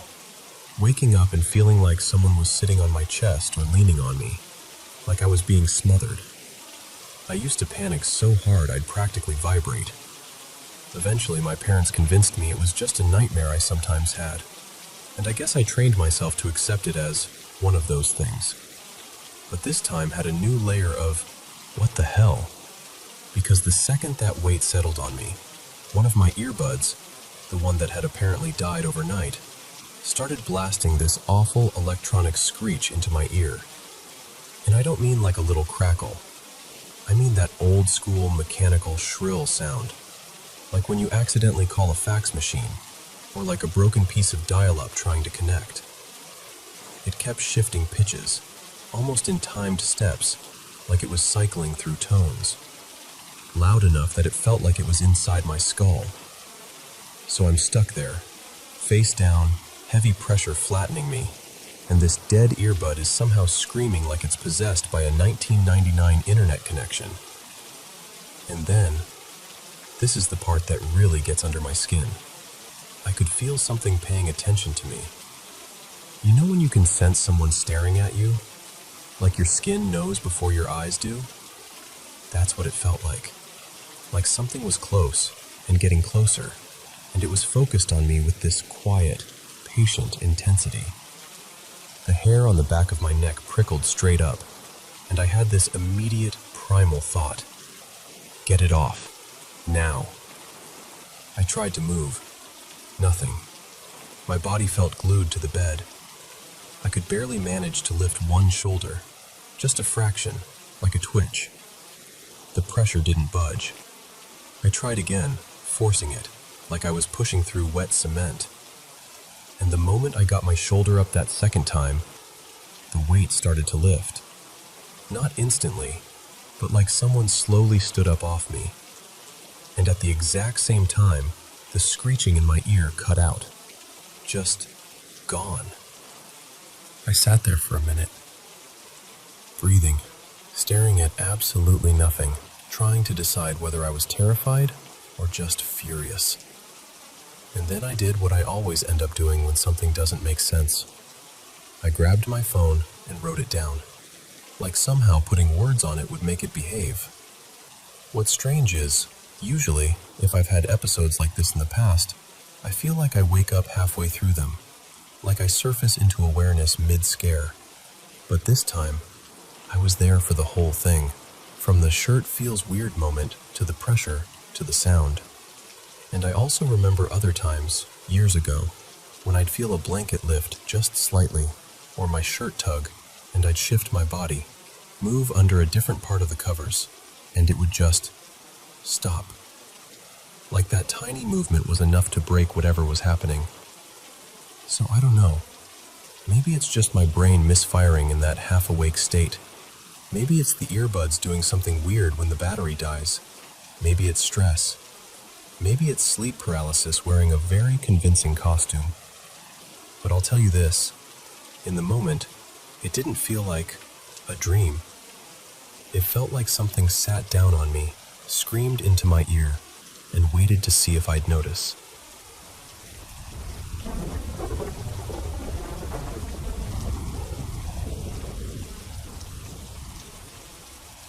So, this was about 6 years ago now, and I still don't know what to make of it. Back then, I was dating this woman named Mara. She could be honestly so affectionate, like the kind of person who'd hold your face in both hands and tell you you were safe with her. But then, she'd flip. No warning, just this sudden, violent temper that felt like a door slamming in your face. One time she grabbed a knife during an argument, and when I tried to get it away from her, I ended up with a cut on my palm. Nothing life-threatening, but it told me everything I needed to know about how unpredictable things could get. Her place matched that energy too. The whole apartment felt heavy. Dark art everywhere. Those paintings where you can't tell if the figures are angels or monsters. And she had this creepy-looking occult book just sitting out like it was a cute decoration. Even the lighting was dim all the time. It was like her home was permanently set to midnight. Anyway, one night I stayed over. We were in bed, kind of melting into the mattress, watching movies, laughing a little, calm for once. At some point, I got up to go downstairs and grab a soda from the fridge. The kitchen was mostly dark, just that single warm light over the stove. You know that quiet kind of dark where you can hear the fridge hum and your own footsteps sound too loud? That kind. I opened the fridge, bent down, grabbed the drink, and as I stood back up and swung the door closed, I froze. Because something was right there. Not on the wall. Not a shadow cast by the stove light. Right in front of me. It was like a person-shaped darkness, taller than me, solid in the sense that it blocked the space, like it had weight.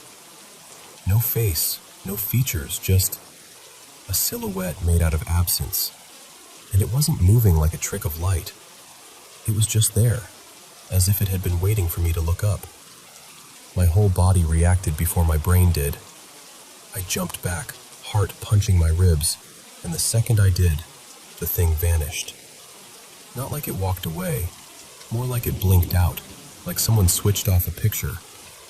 And I just stood there with my soda, staring at nothing, trying to convince myself I'd imagined it. On the way back upstairs, I kept replaying it. It was my shadow. It was the fridge light. It was the stove light. But none of those fit. The angle was wrong. The placement was wrong. And most of all, shadows don't stand in front of you like a person. I got back into bed and tried to act normal, but I know I looked shaken. I didn't want to bring it up.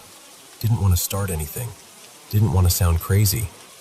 So I just slid under the blanket and stared at the TV like it was the most interesting thing in the world. But Mara noticed immediately. She turned the volume down a little and went, "What's wrong?" And I said something stupid like, "Nothing, just startled myself downstairs." She didn't laugh. She didn't ask what I meant. She just looked at me, really steady, and said, "You saw him, didn't you?" I remember blinking at her and going, "Saw who?"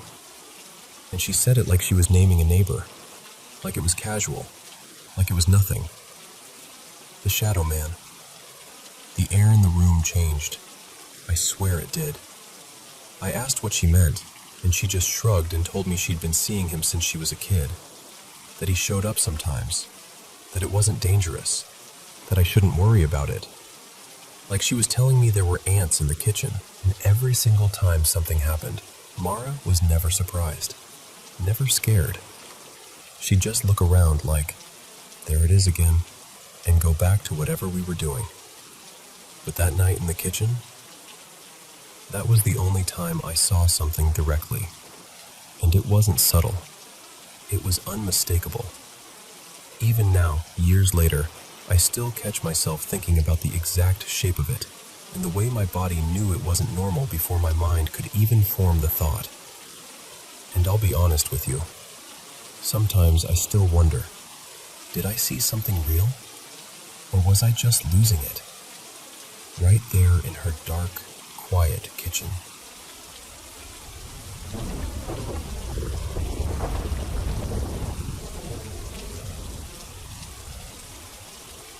Hey everyone, welcome back to the Paranormal M channel. It's me again, someone who genuinely loves what I do, and is always excited to be here, sharing my paranormal experiences from all around the world. Drop a comment and let me know where you're watching from. How's everyone doing? Are you ready to dive into today's stories together? And don't forget to subscribe and turn on notifications. Okay, so let me take you back to when I was a kid. One of my closest friends growing up, let's call her Brianna, lived in this part of town that everyone whispered about. The kind of place where the older neighbors would lower their voices and say things like, "That land has a history." People claimed it used to be sacred ground, and whether that was true or just local legend, the reputation stuck. Now, Brianna loved talking about how her house was haunted. She'd casually mention hearing footsteps when no one was upstairs, or doors clicking, or that weird feeling like someone was standing just behind you. Stuff like that. But honestly, from my perspective, her house was amazing. It sat in one of the prettiest, most established neighborhoods, big old trees, wide streets, the kind of homes that felt fancy without trying too hard. And her mom, let's call her Mrs. Delaney, was basically the gold standard of cozy. She decorated for every holiday like it was her personal mission, and she baked like a professional. I'm talking warm cinnamon smells, pies cooling on the counter, little seasonal decorations everywhere. And she threw those fun, wholesome parties where you'd eat too much and laugh until your cheeks hurt. So yeah, I loved going over there. Brianna always had people over. Study sessions, birthdays, random sleepovers. I probably spent as much time in that house as I did in my own for a while. But the night I'm about to tell you about, it changed my whole vibe. It was one of those packed sleepovers. No idea what we were celebrating, but I remember her dad was out of town, and that mattered later. We'd done the usual, movies, snacks, giggling about dumb stuff, whispering long after we promised we'd go to sleep. Her bedroom was wall-to-wall air mattresses. Seriously, there wasn't a visible inch of carpet. I ended up on one right by the door, and the door was open, because in that house, it basically always was at night. At the top of the stairs, just out in the hallway, they kept this big industrial fan running, like a loud, constant hum. Brianna's family said it helped cover up the house noises, because apparently the house would creak and pop and make sounds at night that freaked them out. Personally, I hated the thing. It wasn't soothing, it was just loud, like sleeping next to a small airplane engine. So while everyone else is out cold, I'm lying there staring into listening to that endless droning, trying to fall asleep without losing my mind. And this was before everyone had a phone glued to their hand, so I couldn't even check the time. I couldn't see her clock from where I was either. I just had this sense that it was late, or maybe early. Time gets weird when you're stuck awake. At some point, I heard Mrs. Delaney come out of her bedroom, and I know it was her because her room and Brianna's room faced each other across that little hallway. The fan was in between, so you could still hear footsteps moving around it. And again, Brianna's dad wasn't home. Everyone else was asleep in the room with me, and the sound was so clear it snapped my attention immediately. I heard her walk past the fan, and then start down the stairs. And those stairs had 2 steps that always squeaked. Not a little creak, like a sharp, unmistakable squeal. Didn't matter where you stepped. Those 2 steps betrayed you every time. I heard them, exactly like always. So in my head, I'm like, okay, she's up. Maybe she's getting water. Maybe she's starting breakfast. And the second my brain went there, I got stuck on it. Because when I tell you this woman made the best pancakes, listen. She did chocolate chip pancakes that were crispy on the edges and soft in the middle. And she'd do this perfect little dusting of powdered sugar, like she was seasoning food with love. Sometimes bacon on the side, sometimes fruit. Always warm, always comforting. So now I'm wide awake, not scared, just hungry and excited.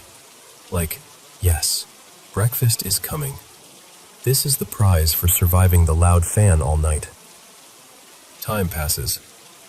More time than feels normal. And I start thinking, shouldn't she have come back up by now? Usually she'd come upstairs, gently wake everyone, all cheerful and bright like she hadn't been awake half the night. So I shift around on my air mattress until I can see the top of the stairs clearly, just watching and waiting. And then the light changes. That soft, early morning glow starts creeping in, through the blinds in Brianna's room and the window downstairs, turning everything kind of warm and golden.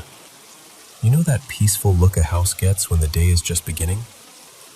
I'm staring at the stairs, still waiting. And then my stomach drops, because I see Mrs. Delaney step out of her bedroom again. Again. I watched her come out, like it was the first time.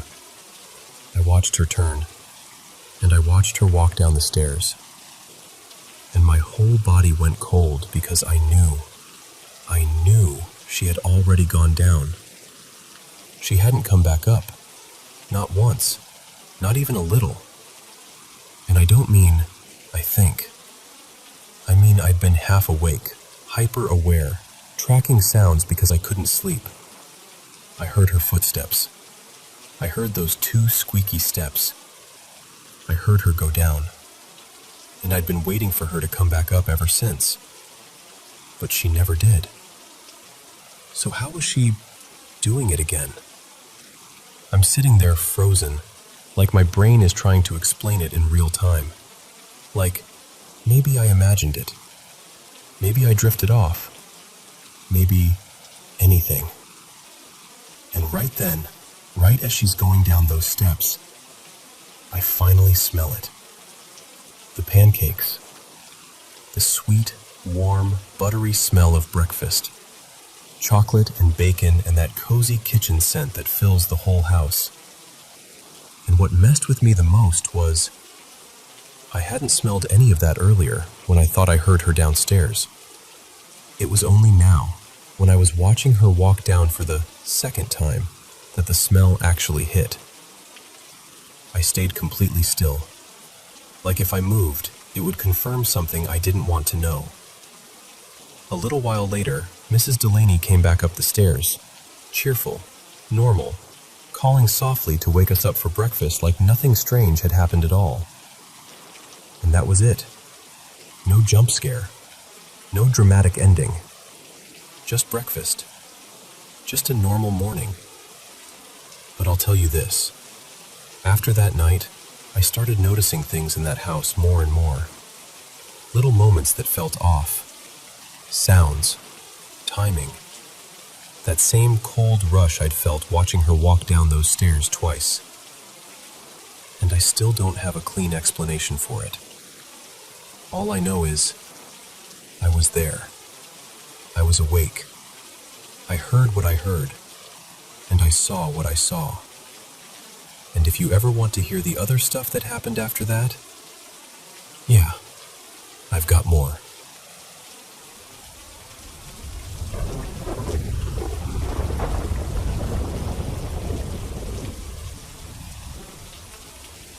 I used to be the biggest skeptic. Like, I'll happily watch ghost shows at midnight. I'll jump at every horror movie scare. But believe in any of it? No, not me. I always had some practical explanation ready. A drafty old house. A settling floorboard.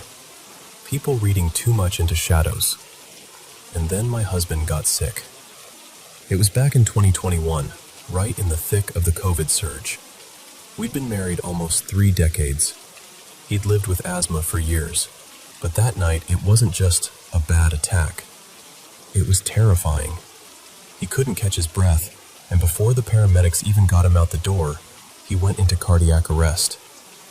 I'll never forget the number because the medics said it out loud, like he was anchoring himself. They did CPR for nearly 20 minutes.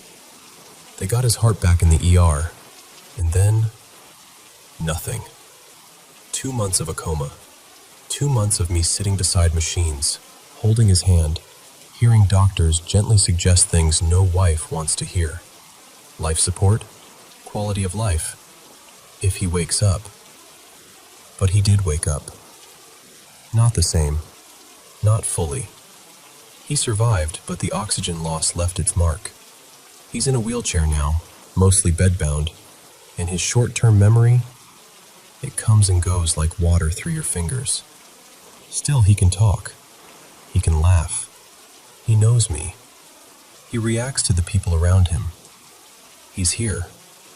When he first came home, I moved into my daughter Marissa's place for a few months because I needed help caring for him.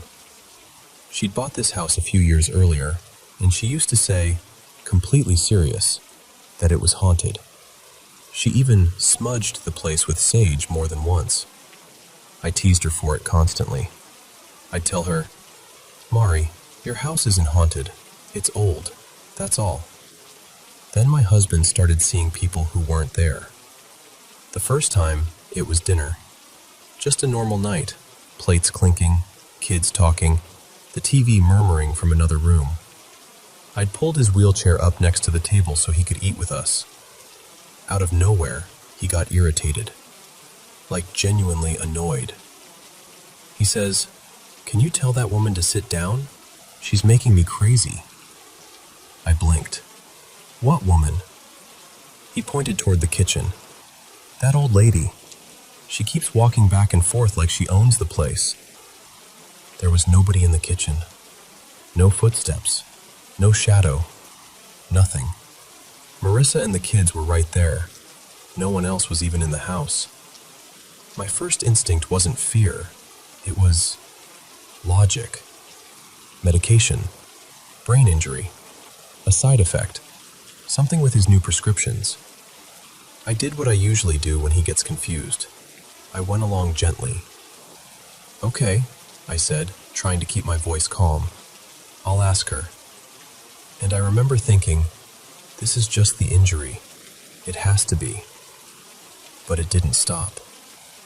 About 2 weeks later, he screamed for me from the bedroom, one of those screams that yanks your heart right out of your chest. I ran in, expecting he'd fallen or pulled at a tube or anything physical. He was sitting upright, shaking. He said, "Tell them to stop staring at me." "Who?" I asked. He swallowed and whispered, "The old woman, a man, and a boy with a crutch." My skin went cold, because again, the room was empty. And he wasn't describing some vague shapes. He was describing people, like they were standing there beside his bed, just watching him. "They don't talk?" I asked, even though I felt ridiculous saying it out loud. He shook his head. "They just stare, like I'm not supposed to be here." And here's where it gets worse, because the next one didn't feel like the house. During that same period, I was remodeling our own home to make it wheelchair accessible. Wider doorways, a bedroom on the first floor, rails in the bathroom, the whole thing. At the same time, my youngest brother Mateo was in hospice. He was fading fast. Every day felt like borrowed time.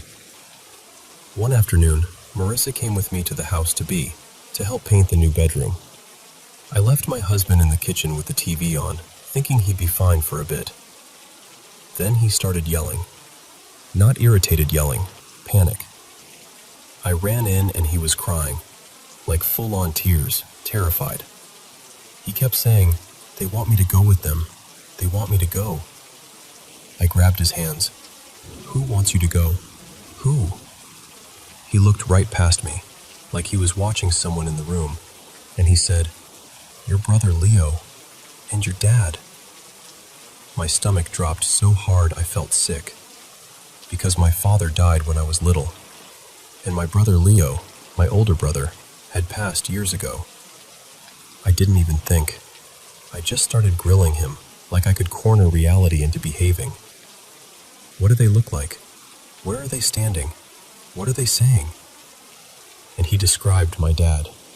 Not vaguely, not like a guess. He described him in a way that made my throat tighten, little details that matched what I remembered.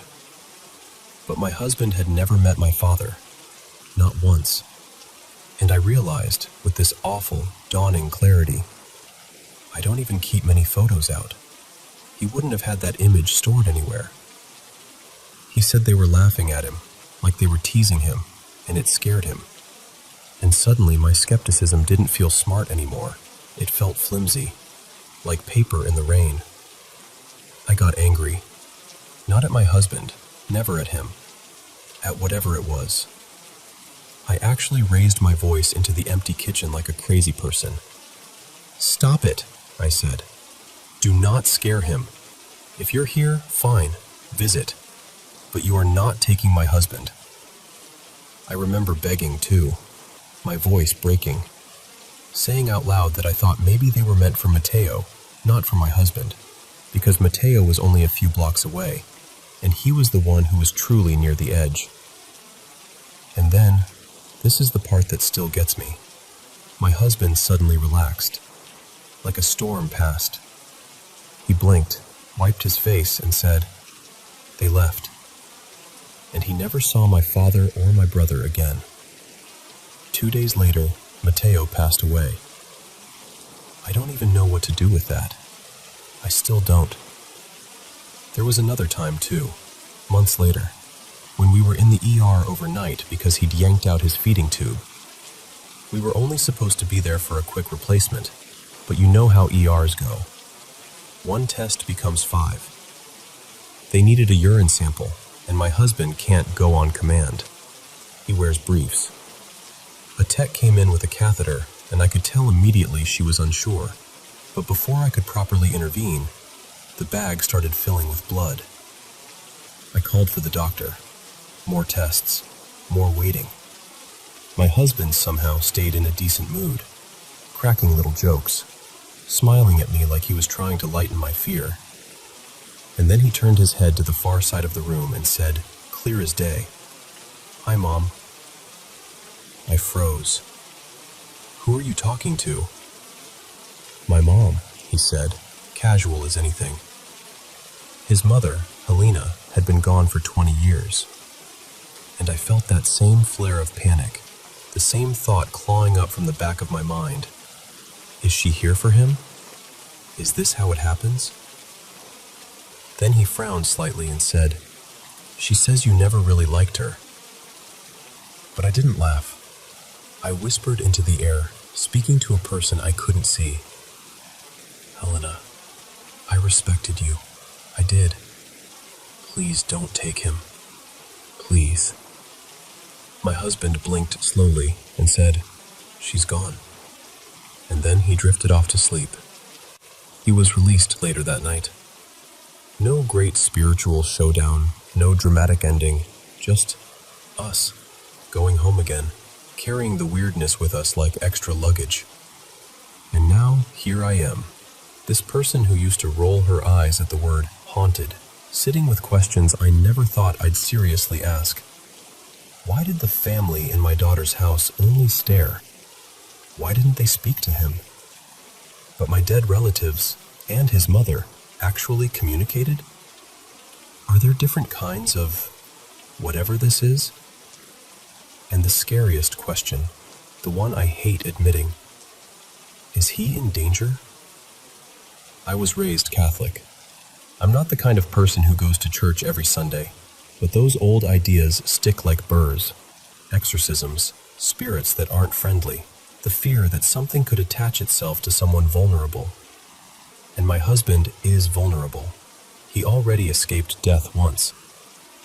Sometimes I try to tell myself it's the brain injury, hallucinations, trauma, chemistry. That explanation still sits on the table, and part of me clings to it because it feels safer. But then I remember the details, the timing, the way he looked through me at things I couldn't see. And recently, our cat, Pippa, died. 2 weeks ago. I was heartbroken, more than I expected to be. She'd been with us forever, this little warm presence always curled nearby. And my husband, half asleep one afternoon, smiled toward the foot of the bed and said, "Oh, there you are." I asked, "Who?" He said, like it was the most natural thing in the world, "Pippa." And I just stood there, holding my breath, feeling that strange blend of comfort and terror. Because on one hand, what a beautiful thought that our pets might still be near us somehow. And on the other, if any of this is real, If he truly sees who he says he sees, then I'm living in a world I spent my whole life insisting didn't exist. And I don't know if that means I should be afraid or grateful.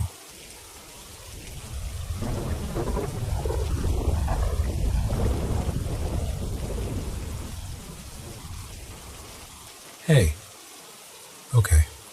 Before I say any of this, just hear me out for a second. I know how this is going to sound. I know. Even people who are into weird stuff are going to read this and go, yeah, sure. But I'm not trying to be funny, and I'm not trying to impress anybody. I don't even post in places like this. I'm only talking because I'm worn down, and I genuinely don't know what else to do. So, I live up on a mountain in Southern California. Not a cabin in the woods fantasy situation, more like rough land, trailers, pine trees, long roads, dark skies. I've been up here for a few years now, and for most of that time I've been dealing with things that don't fit into any normal category. It started small. The kind of thing you can talk yourself out of. That feeling like you're being watched when you're alone. The hair-raising silence right before dusk. And then, this part sounds like those old mountain stories, hearing your name being called when nobody's there. But that's honestly the gentle version. That's the tip of it. The truth is, my property feels like a hot spot, like it's marked on some invisible map for something. I can't even tell you what. Spirits? Something non-human? Some dimensional overlap? I don't know. And I'm not even saying it's just one thing. Sometimes it feels like multiple types of weird all stacked on top of each other. And I'm at the point where I don't want theories anymore. I want someone, an actual team, to come out here and test the area. Measure things. Record things. Tell me I'm wrong, or tell me what it is. I just need something solid. Let me explain what's been happening. First, the whispers. They happen in both trailers, the one I live in and the other one out back. Not just at night, not just when I'm half asleep. I've heard them in the morning, broad daylight, like 7 a.m. when I'm making coffee. And I'm not talking about the wind or the pipes. I mean whispers, the kind that make you freeze because your brain goes, that was close to me. If I tried to list everything I've heard, we'd be here all day. Then there's this frequency thing. High-pitched tones, shifts in pitch, like something is tuning itself. I started messing with a little radio scanner a while back because I kept noticing strange interference up here. At first it was just curiosity, like, maybe it's the mountain, maybe it's the towers. But then it started to feel like, this is going to sound insane. It started to feel like something was trying to respond. And the part that made me stop, the part that made me throw the whole thing out, was when I swear to you, I could hear my own thought pattern in the static sometimes. Like the noise would line up with what I was thinking in a way that made my stomach drop. Like something was scanning me, reading me. I got so freaked out I dumped the radio in the trash and never touched another one on this property again. That was maybe 2 or 3 years ago now. I'm still not over it. And then there's what I've seen. UFOs, yeah, I'm saying it. I see them constantly, like every week or two. And I'm not talking about a light in the sky that might be a plane. These move wrong. They'll sit there like a star, then slide sideways, then blink out like someone flipped a switch. My neighbors, Seth and Maribel, have seen them too. It's not just me being dramatic. They've stood out there with me and watched it happen, and we just look at each other like, what are we supposed to do with this? But the thing that really messed me up, like really, was the towels. I know how that sounds. And I see, up ahead, floating shapes moving toward me. At first my brain goes, plastic bags, wind, debris. That's what you tell yourself. But then they get closer, and I realize they're the size of big bath towels, like full-on towels, folding, drifting, kind of rippling. And the worst part was, they had these small face shapes in them. Not like a human face, more like a little mask or a little knot of features, right where you'd expect to see birds if you were looking up. It was clear. No blur, no fog, no trick lighting. I stood there staring like my body forgot how to move, and these things just floated toward me like they were curious, or like they knew I was looking. I got home and sat there with all the lights on, just trying to make my brain accept what I saw. But even that wasn't the most disturbing thing. The most disturbing thing was the giant. I don't even like saying this out loud. I was coming down the higher road one day, the one that overlooks my property. You can see the pine line and the slope down to where my trailers sit. And I saw something big near my land. It looked green, like it was made of forest, but also mechanical, like a robotic shape wearing the idea of trees.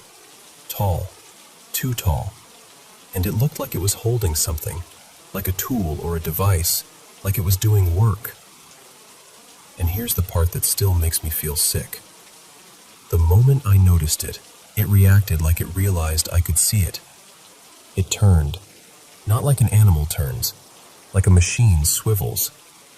And then it did this fast, impossible movement where it kind of phased back toward my property, like it folded into the space near this huge pine tree I have, like it stepped out of the angle of reality.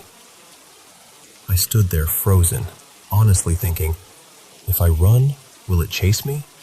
If I stay, will it come back? I've heard people talk about DMT experiences, mechanical beings, elf-like things, mantis-looking entities. I'm not saying I was on anything.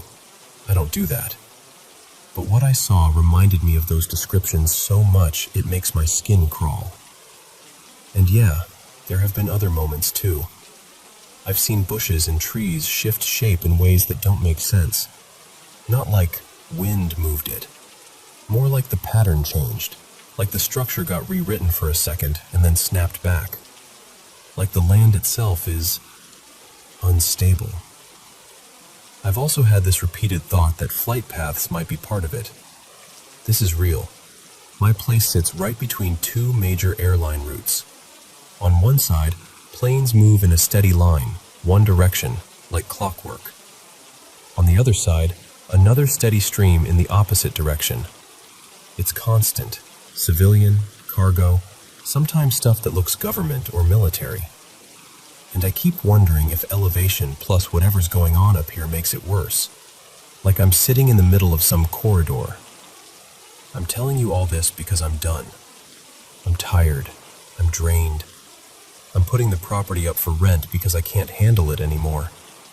I'm moving back toward the city because at least when you're surrounded by people, it's harder for the dark to feel so personal. But before I go, I need help. I need someone who actually investigates this kind of thing to come out here. Someone with equipment. Someone who's not just going to make fun of it. I'm not asking anyone to automatically believe me. I'm asking for someone to take it seriously enough to check. Because whatever this is, it's been living alongside me for too long. And I don't want to live with it anymore.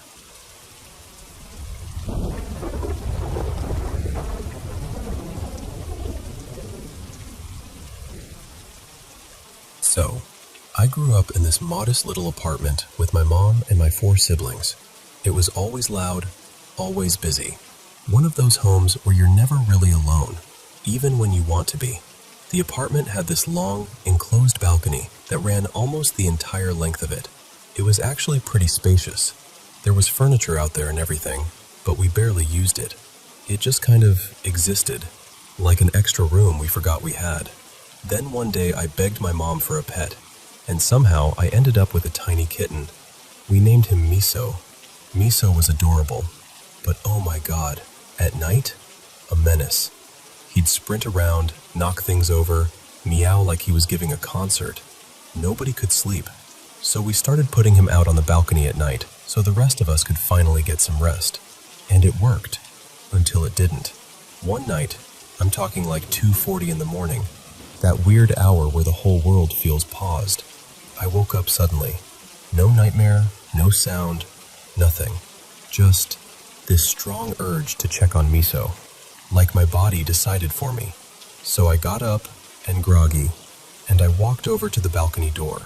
The curtains were drawn, and I remember feeling like I didn't want to make noise. I pulled the curtain back just a little and peered through the glass. Miso was easy to spot because he had that bright ginger-orange fur that practically glows even in dim light. And I saw him sitting way at the far end of the balcony, in the corner furthest from my room. But he wasn't curled up. He wasn't playing. He was sitting perfectly still, just staring upward at the corner near the ceiling, not blinking, not moving. And I stood there thinking, what are you looking at? Then, without warning, Miso stood up. His whole body puffed out like a bottle brush, the way cats do when they're absolutely terrified. He arched his back, his fur spiked up, and for half a second it looked like he was frozen in panic. And then, he bolted. He ran the entire length of that balcony straight toward my side, like something had chased him, and he shot under the couch that was pushed against the wall near my room. I swear, the speed of it, the urgency, it didn't look like normal kitten zoomies. It looked like fear, and I just stood there, heart pounding, staring through the glass like I forgot how to breathe. I didn't go outside. I didn't open the door. I didn't call his name. I backed away, climbed into bed, pulled the blanket over my head like a little kid, and just stayed there until I fell asleep again. And after that, yeah, Miso never slept on that balcony at night again. Not once. But the part that really messed with me is what happened after. Because not long after that night, weird things started happening in the apartment. Things that didn't feel like, oh, maybe the wind did it, or maybe I imagined it. It felt like something was sharing the space with us. One evening, we were eating dinner, and the curtains in the living room shifted, like someone had brushed past them. There were no open windows, no fan, nothing. At night, I'd be lying in bed and feel the mattress dip, like someone had sat down, or worse, like something had laid down beside me. You know that subtle movement when weight transfers across a bed? That. My sister Hannah had it the worst. She'd hear knocking, sharp, deliberate knocks, from one room. She'd go to check, and as soon as she reached the door, the knocking would start in another room, like it was leading her around on purpose. My brother Yusuf woke up one night and swore he saw the outline of a figure beside him in bed, like someone was sleeping there. He said it wasn't a shadow from the hallway. It had shape, it had weight, and he felt sick just talking about it. My mom told us she'd wake up feeling something tugging at her blanket, like hands trying to pull it away. She's not the kind of person who scares easily, so hearing her say that in a steady voice, that was enough. I went into the living room one night to pray. The apartment was quiet, lights low, and I started reciting Quran out loud. I wasn't even thinking about anything paranormal. I was just trying to focus. But as soon as I began reciting, I saw the couch cushion shift, like someone sat down, like the cushion compressed under invisible weight. I froze. Every part of me wanted to stop, but I forced myself to keep going, even though my throat felt dry and my hands were trembling. I kept my eyes down and just continued reciting like I didn't see it. And later, in my room, I started noticing shadows, movement in the corners at night that didn't match cars outside or streetlight patterns. Just a glide, a flicker, like something passing where nothing should be. And here's the thing, we didn't have these problems before. It felt like, after that night on the balcony, something had noticed us, or we'd noticed it. And once that door opened, it didn't close. But when we moved out of that apartment, everything stopped. Just stopped. like someone shut off a radio that had been playing in the background for months. No knocks, no shifting curtains, no weight on the bed, nothing. And that's why, when people ask me what I think it was, I always hesitate, because I know how it sounds. But I also know what we lived through. We're Muslim, and we believe in jinn, creations of God that exist alongside us. We can't see them in their natural form, but they can see us. And we're not meant to interact with them. But like humans, they're not all the same. Some mind their own business. Some are curious.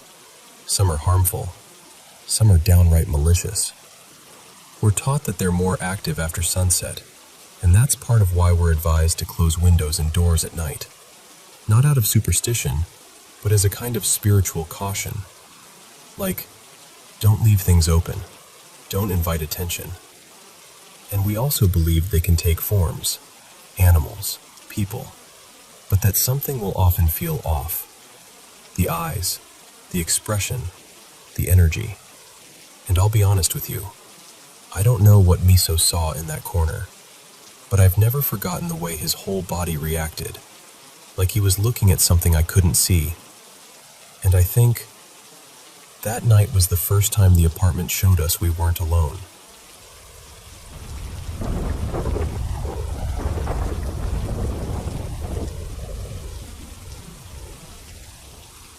Okay, so I need you to hear me out, because I know how this sounds. But I swear on everything, I've had 2 different presences, spirits, whatever you want to call them, that seem to think my house is their personal lost and found. And before you picture some creaky old horror movie house, this is the house I grew up in. I know the sounds. I know the corners. I know what normal feels like here. That's why it messes with me so much when something clearly not normal happens.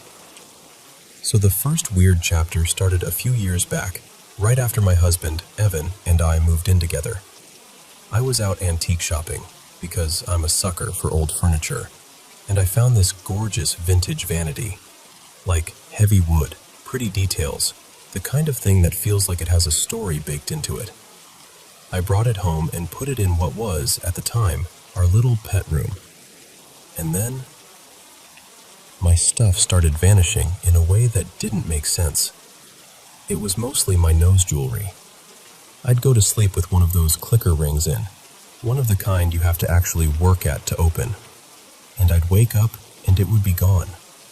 Not in the bed, not on the floor, not caught in my hair, just gone. And the part that made my stomach twist? A couple days later, it would show up sitting neatly on top of that vanity, in a totally different room. Sometimes they never came back at all. Sometimes they'd return like nothing happened, almost like someone was messing with me, just to see if I'd notice. At one point, I had this little glass dish, super cute, held all my extra rings, and it disappeared. I tore that room apart. I checked drawers, baskets, under furniture, the whole thing. A few days later, it was back on the vanity, but in a different spot than where I always kept it, like it had been placed there on purpose. I tried to be logical, truly.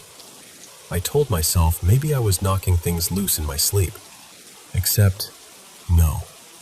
These rings weren't the kind you casually lose. You don't accidentally sleep remove something you basically have to pry open.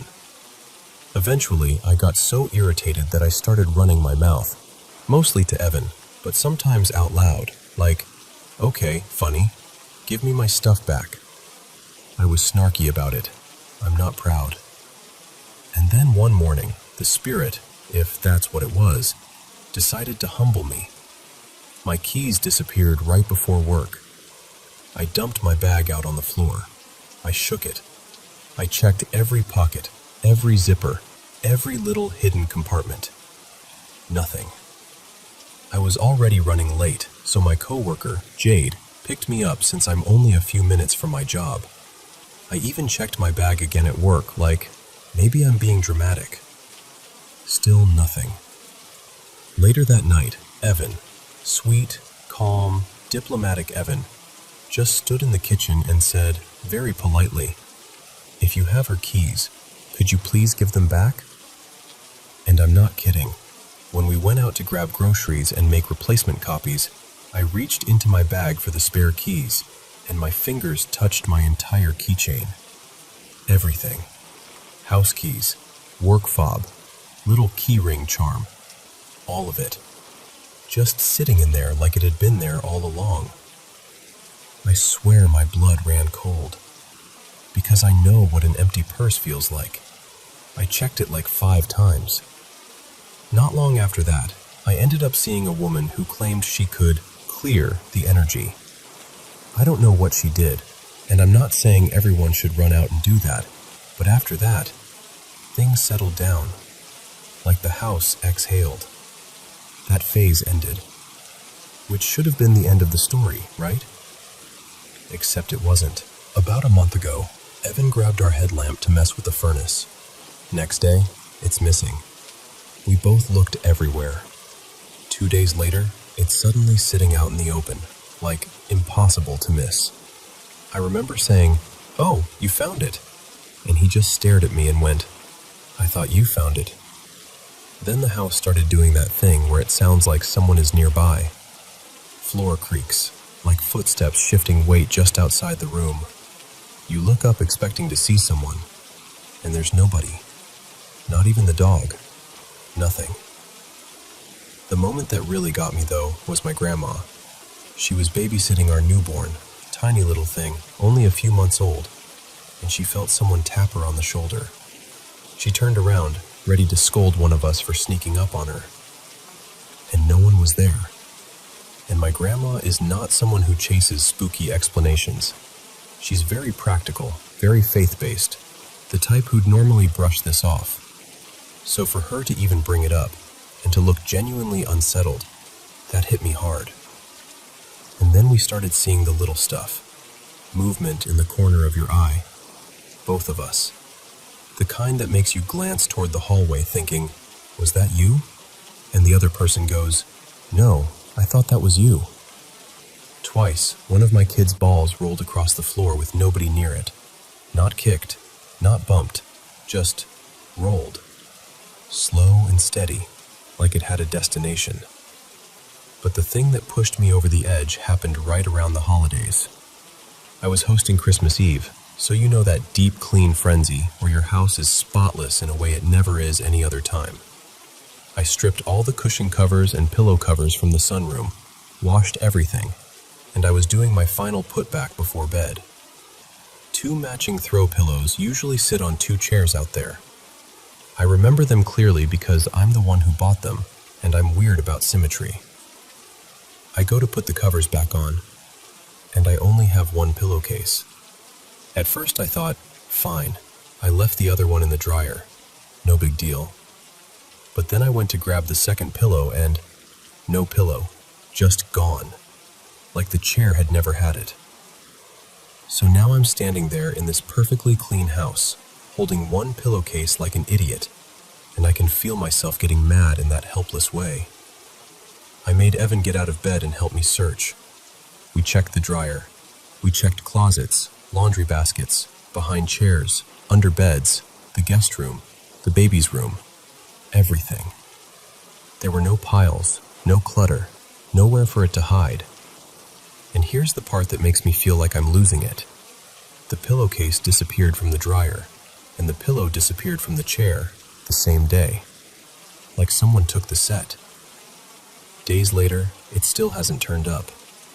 I even went through my phone and found a picture from earlier where you can clearly see both pillows. So no, I'm not misremembering. No Mandela effect. There were 2. Now there's 1. And there's this weird tension in the house like it's waiting for me to react. And honestly, I don't even know what I'm asking for anymore. Validation? A rational explanation? Someone to tell me I'm not nuts?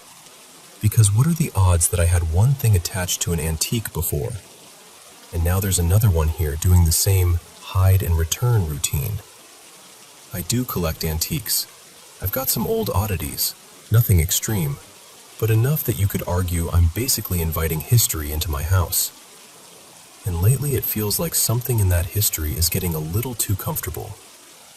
So yeah, that's where I'm at.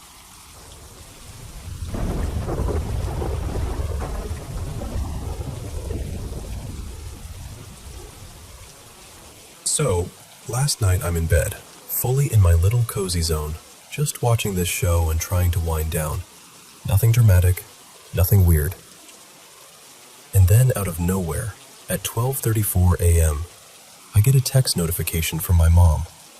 Which, okay, already odd. My mom doesn't text me in the middle of the night unless something's wrong. But what really threw me was the notification itself. We use iMessage, and I know what an iPhone notification looks like.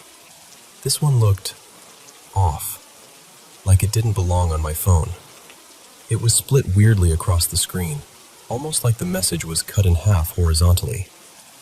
I could see the top part clearly, but the bottom half was blurred, like my phone was trying to hide it. And before I could even blink and be like, "What is this?" it just vanished. Gone. I checked the Messages app immediately. Nothing there. No new message, no weird draft, no delivered, nothing. But in that tiny second before it disappeared, I caught part of what it said. It was like, "Riley, come out here and check." That's it. Just that. No full sentence, no second text, no explanation. Just enough to feel deliberate, and not enough to make sense. And here's the layout, just so you get why this freaked me out. My room is right up on the landing at the top of the stairs. My mom's room is down the hall from mine, same floor, not downstairs. So I'm sitting there like, why would she text me, "Come out here at midnight"? Out where? And why is it cut off? I opened my bedroom door and looked out into the hallway. Dead quiet. No lights, no movement. Nothing. The kind of stillness that makes you feel like you're the only person awake in the entire world. So I'm like, okay, maybe it was a glitch. Maybe I imagined it. I shut my door and try to go back to my show. A few minutes later, I hear footsteps downstairs. Not like soft, someone's grabbing water footsteps. Heavy ones. The kind you feel in your chest a little. And then, not long after that, I hear someone say, "Come on." Clear as day. Loud. Right outside my bedroom door. And I swear to you, it sounded exactly like my mom. Same tone, same cadence. Like she was annoyed and trying to get someone to hurry up. My stomach dropped. I got up and opened my door. Well, my main door. I also have this second screen door for no good reason. Like my room is a porch or something. So the wooden door swings open, but the screen door stays shut. And through that screen door, I see a shadow on the staircase. Like 3 steps down. Just a shape where a shape should not be. The second my brain registered it, I slammed everything shut so fast I surprised myself. I dove back into bed like my mattress was the only safe zone on earth, heart hammering so hard it felt like it was shaking my ribs. After that, I stayed completely still. I could still hear movement downstairs, more footsteps, and what sounded like whispering. But I couldn't make out words. Just that low, secretive sound like people talking without wanting to be heard. And then, this part honestly made it worse. About 15 minutes later, my rabbit starts thumping, like frantic, repeated thumps. He's free roam, so he was across the room from me, and he is not a dramatic rabbit. He doesn't thump unless he's genuinely scared, and he wouldn't stop. It was like he was trying to warn me, like he could sense something I couldn't see. At that point, I didn't feel safe leaving my room at all. I just stayed there, listening, trying to convince myself I was being irrational, while my body was screaming that something was wrong, which I already knew she'd say. But I still wanted her to say it, just to calm my brain down a little. And look, I know how this sounds. I'm trying to stay logical about it. Maybe it was a weird notification bug. Maybe I was half asleep. Maybe my brain filled in gaps. But in the moment, it genuinely scared me, like real fear. The kind where you don't even want to swing your feet off the bed. And yes, I'm aware I would absolutely be the first one taken out in a scary movie. Like I'd hear, "Come on," and be like, "Okay," and walk straight into the darkness with zero survival instincts. So, love that for me.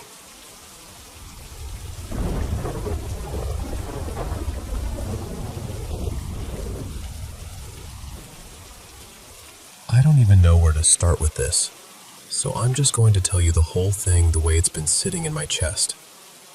So, Christmas Day, yesterday, one of my roommate's cats died, and I can't stop thinking about the fact that I feel like I already watched it happen before it did. Not in the exact real-life way, not perfectly scene for scene, but close enough that it's been messing with my head ever since. Me and a few friends live together in this shared apartment. Separate rooms, separate little corners of our lives, but we're basically always together. Between us, we've got 5 cats total. 4 are hers, and 1 is mine. They're always underfoot, always nearby, always quietly included in whatever we're doing, like they're part of the group without needing to try. About a week and a half ago, I had this dream. In the dream, I'm trying to protect all the cats from a dog. And here's the thing that made it feel so wrong right away. The dog wasn't a stranger. It looked like my old dog, Milo, the one I had years ago. He died a long time back, but in the dream he was there, and he was furious, lunging, snapping, like he wanted to hurt them. And I remember crying so hard I could barely breathe. I was screaming, grabbing at collars, shoving cats behind me, trying to block this dog with my own body like that would somehow be enough. In the dream, I managed to save most of them, but not all. There was one white cat. I swear I can still see him so clearly. And in the chaos, he got bitten. The dream was brutal, bloody, too vivid. The kind of vivid that doesn't feel like imagination. It feels like memory. I tried to pull him away. I tried to hold him together, like if I just tried hard enough, I could undo it. But I couldn't. And right when I was still fighting, still begging for another chance, I woke up. Only I didn't wake up relieved. I woke up panicked, like my body didn't understand it was just a dream. I remember lying there thinking, "No, let me go back. Let me go back. I can fix it. I can save him if I get one more try." And what's strange is, I didn't even feel anger at the dog in the dream, because it looked like Milo. I felt confused, almost betrayed, like, why would you do that? I kept spiraling into these ridiculous explanations, like maybe he was jealous, maybe he was angry that I had moved on and brought cats into my life after him. I was trying to give the dream logic because it felt too sharp to ignore. But still, I did ignore it, eventually. Life kept moving, and then Christmas Day happened. It was so fast. Under an hour, everything was different. We still don't know exactly how it happened. The balcony door had been left cracked open, just enough, apparently. And somehow, my friend's white cat, Casper, slipped out. And that's what kills me. Casper wasn't reckless. He wasn't the kind that bolted. He was the calm one, the careful one, the one you trusted. We think he might have hopped up onto the balcony railing chasing a bird, or a moth, or something tiny and harmless like that. We don't know for sure. All we know is we suddenly heard neighbors yelling, real screaming, the kind that makes your stomach drop before your brain catches up. We ran outside, and by the time we got there, the stray dogs were already on him. People were shouting. Someone threw something. Someone tried to chase the dogs off. For a second, it felt like the whole building poured out into the open, like everyone became one frantic blur of voices and movement and helplessness. And there he was, alive, but barely. And I remember seeing the bite marks on his upper leg, his thigh, and I swear to you, my whole body went cold. Because the wound was in the same place. The exact same place I had seen in my dream. He was panting, struggling, fading, while we stood there begging him to stay. We rushed him toward the vet, holding on to hope like it was the only thing keeping us upright. Somebody kept talking to him, telling him he was okay, telling him to hold on, like words could stitch him back together. But we lost him on the way. They tried. They really did. But they couldn't bring him back. And then, this part still feels unreal to say out loud. I saw one of the dogs that had attacked him, and that dog had the same coloring as Milo, the same kind of coat, the same shape. Not identical, but close enough to make my stomach twist. So now I'm sitting with all of that layered on top of the grief. The white cat I couldn't save in my dream, the white cat we couldn't save in real life, the dog that resembled the one I lost years ago. And I know how it sounds. I do. I keep telling myself dreams are just dreams, patterns, fear, coincidence. But it doesn't feel like coincidence when your body recognizes something before your mind can argue with it.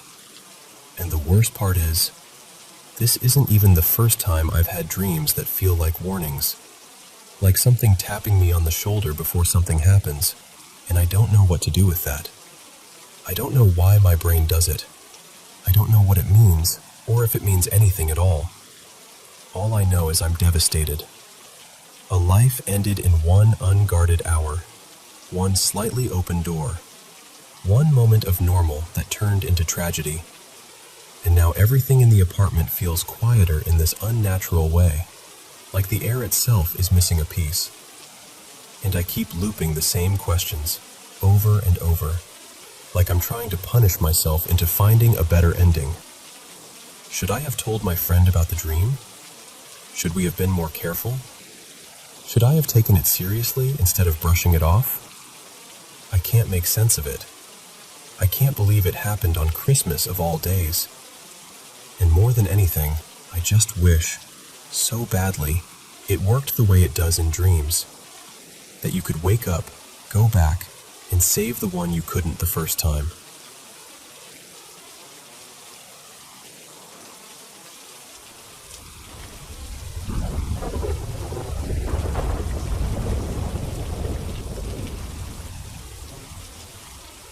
Okay, so before I tell you this, I need you to know where I'm coming from.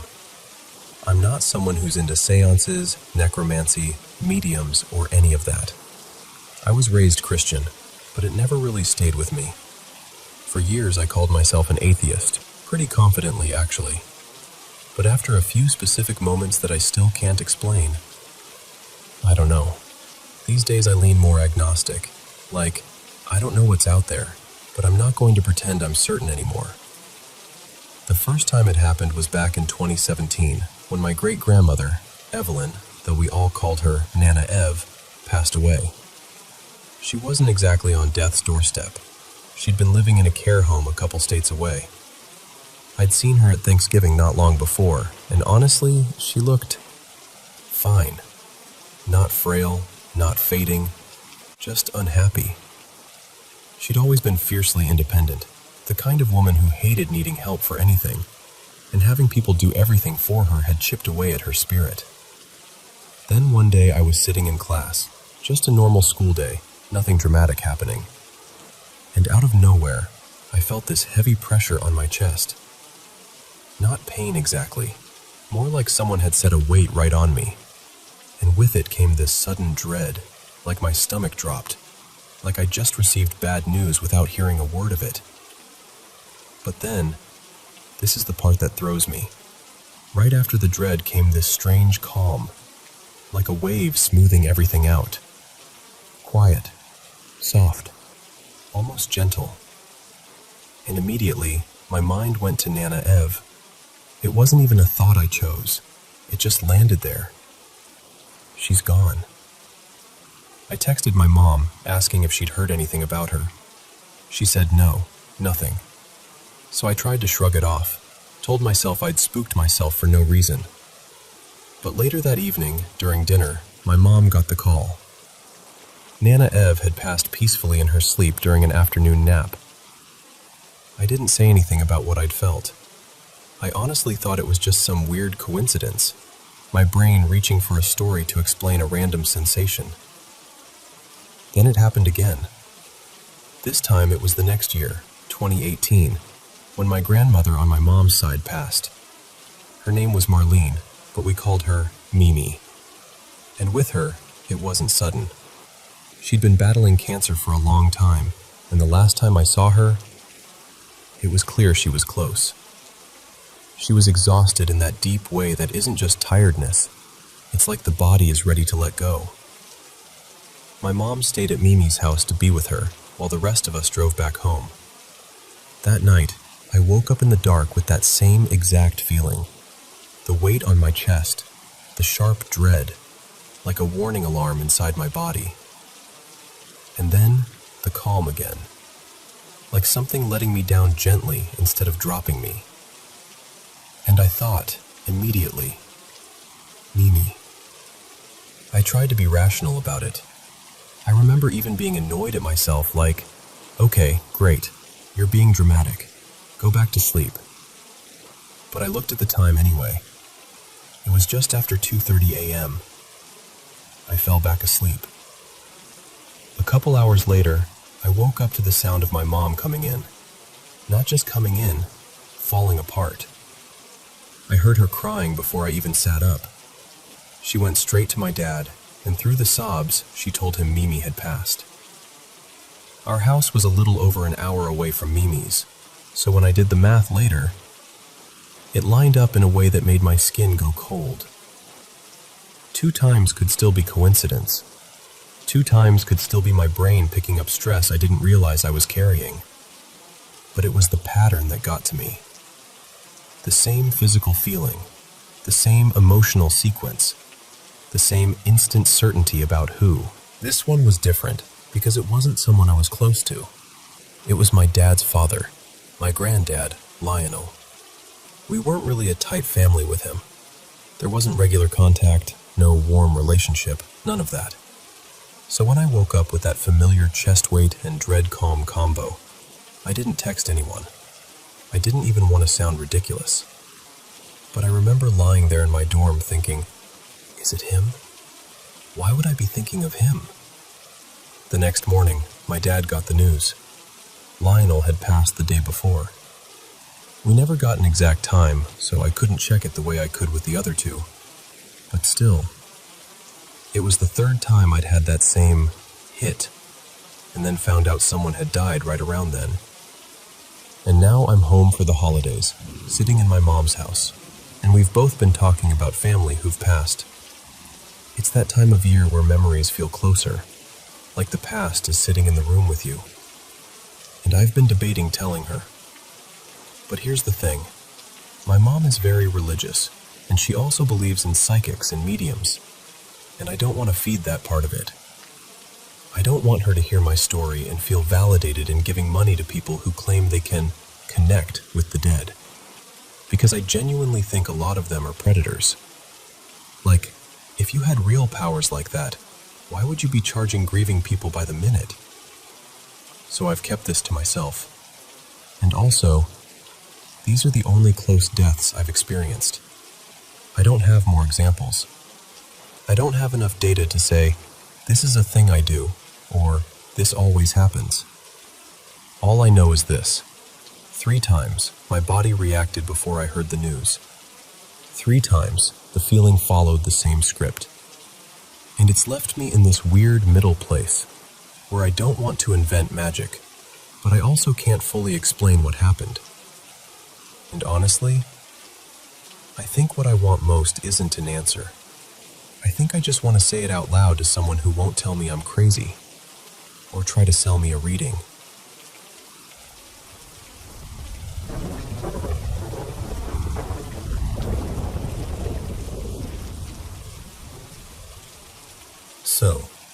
This happened about 8 or 9 years ago, and it still pops into my head out of nowhere sometimes, usually at night when everything's quiet.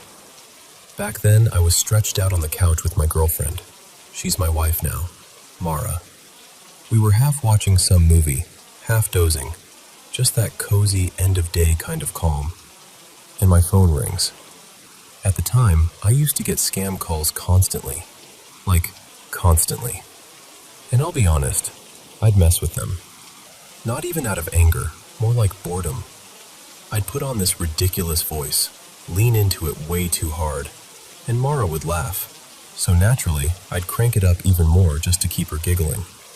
So I answer, already in character, and I'm like, "Hello?" all goofy. And there's nothing. Just silence. I try again. "Hello?" Still nothing. I glance over at Mara like, okay, this is weird, and I put the phone on speaker so she can hear it too.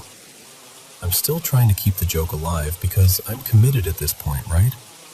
I say something dumb again, waiting for the scammer to bite. And then, someone talks. And I swear to you, the voice sounded exactly like Mara. Not kinda similar.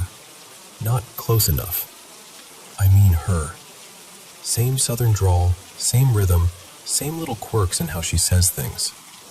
The two of us just lock eyes, because it hits both of us at the same time like a cold splash of water.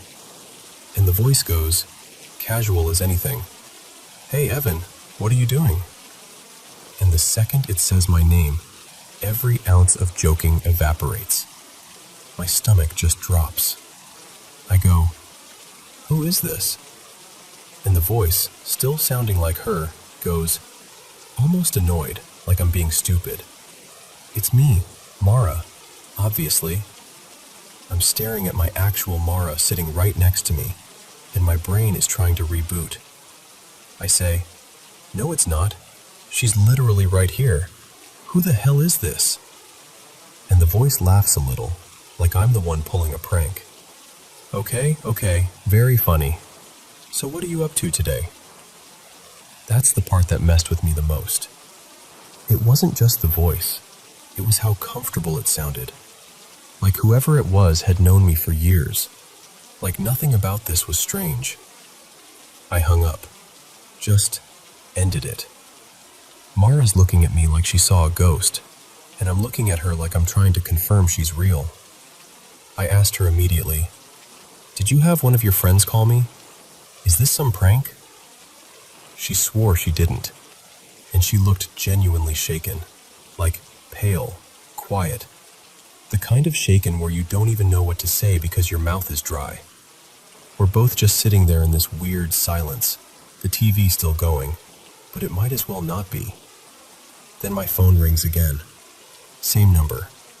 I pick up, speaker still on, and it's the same voice, but now it's irritated. "Why did you hang up?" And then, sharper, "What the hell is going on?" I didn't say a word that time. I just hung up again. And that was it. No more calls, no follow-up, nothing. Like it never happened. And I know how it sounds. I know it's one of those stories that, if someone told it to me, I'd probably start trying to explain it away too. Wrong number, coincidence, someone who happened to sound similar, maybe even someone using one of those voice-changing apps. But it wasn't just similar. It was her. Down to sentence patterns, down to the little ways she'd phrase something. And it knew my name immediately, like it expected me to respond normally. What was that? To this day, I honestly don't know if it was some elaborate prank, some freaky coincidence, or something way more mundane that just happened to land in the creepiest possible way. I've gone back and forth with it a million times, and I'm not saying I have an answer. I don't. I just know it happened, and I've never forgotten the sound of her voice coming from my phone while she was sitting right beside me.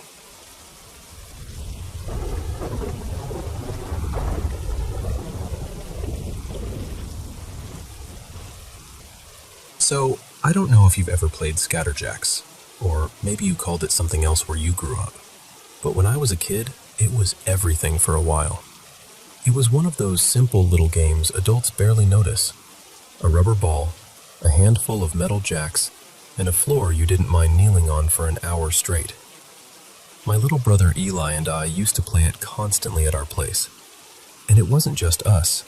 Kids from up and down the street would wander over after school like it was an unspoken rule.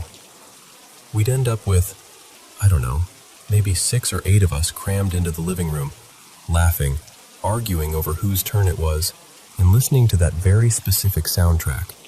Thump thump of the ball, and that sharp little click-clack when someone scooped up the jacks. It became this cozy routine, like the neighborhood had its own heartbeat for an hour every afternoon. And honestly, nothing felt weird about it at all. Until one day it did. It was maybe 10 days after we'd really gotten into the habit, long enough that it felt normal. That afternoon, we weren't even playing. We were sprawled out in front of the TV, half watching some cartoon, half zoning out. The jacks weren't out. The ball wasn't out. Nobody was taking turns. We were just sitting there. Then we heard it. That sound. The exact scatterjacks sound. The rubber ball bouncing. Thump. Thump. And the jacks tapping like someone was picking them up. Click. Click. Click.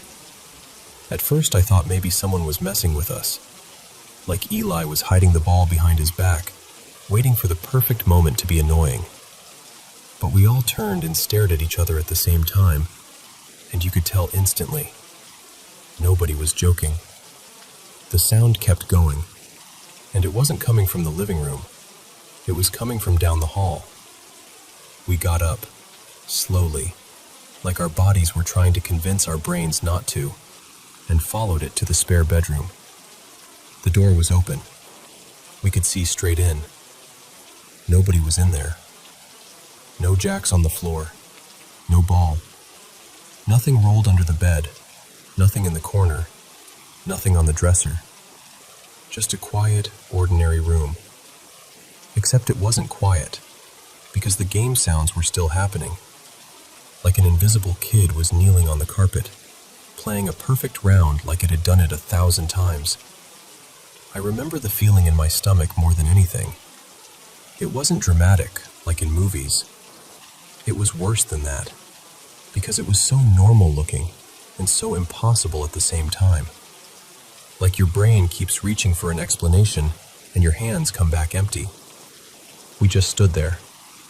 Nobody wanted to step fully into the room. And then my dad showed up. My father, Pastor Ronan, though we never called him that at home, was a deeply religious man. Not casually, not goes to church on holidays. I mean the kind of person who could quote scripture the way other dads quote sports stats. He'd been a preacher for a few years before taking a regular job again, but that faith never left him. He took one look at us standing there like statues, heard the sound, and he didn't hesitate. He didn't ask questions. He just started praying out loud. And I swear to you, as soon as he did, the bouncing and clicking started to thin out, like turning down the volume on a radio. Thump, thump, click, softer, slower. For a second, I thought it was over. Then it started again, sudden and clear, but not in the bedroom, in the laundry room. We all snapped our heads toward the other end of the house, and my dad immediately walked that direction, still praying like he was following it. When he got there, the sound faded again, same as before, like it couldn't stand to stay in the same place where he was praying. That's the part I can't explain without sounding ridiculous, but it truly felt like the prayer wasn't stopping it. It was moving it, like the sound was being pushed out of rooms one by one, retreating deeper into the house, like it was looking for somewhere my dad's voice couldn't reach. This happened a few more times. Pantry, then the hallway closet, then This one still gives me chills. The bathroom, where the echo made it sound even sharper, like the jacks were tapping right against the tile. Each time my dad followed, each time he prayed, each time the sound would weaken, and then jump somewhere else, as if it refused to go quietly, but also couldn't hold its ground. Finally, after what felt like forever, but was probably only a couple minutes, it just stopped. Not faded, not drifted away, stopped. Like someone had cut a string, and the house went so still that it felt like we were all holding our breath at the same time. After that, Scatterjacks was done. We didn't have to make a big rule about it, though my dad did pack the game away. But honestly, none of us even wanted to look at it. The fun had drained out of it like a light turning off. The ball and the jacks just felt wrong, like they belonged to something else now. What's wild is, years later, we'd bring it up sometimes, at family gatherings or when Eli and I were reminiscing, and it always made the room go quiet for a moment, because everyone who was there remembers the sound the same way, the way it moved, the way it felt. And we did ask the neighborhood kids as we got older, the ones who used to come over all the time. We'd phrase it casually like, "Hey, do you remember that game? Did anything weird ever happen at your house?" Every single one of them said no. Nothing like that. Not once. Just us. Just that afternoon. And to this day, whenever I hear a rubber ball bouncing somewhere, like in a gym or a driveway, I get this tiny jolt in my chest, because for a split second, my brain expects to hear the click-clack of jacks right after it, even though I haven't touched that game in years.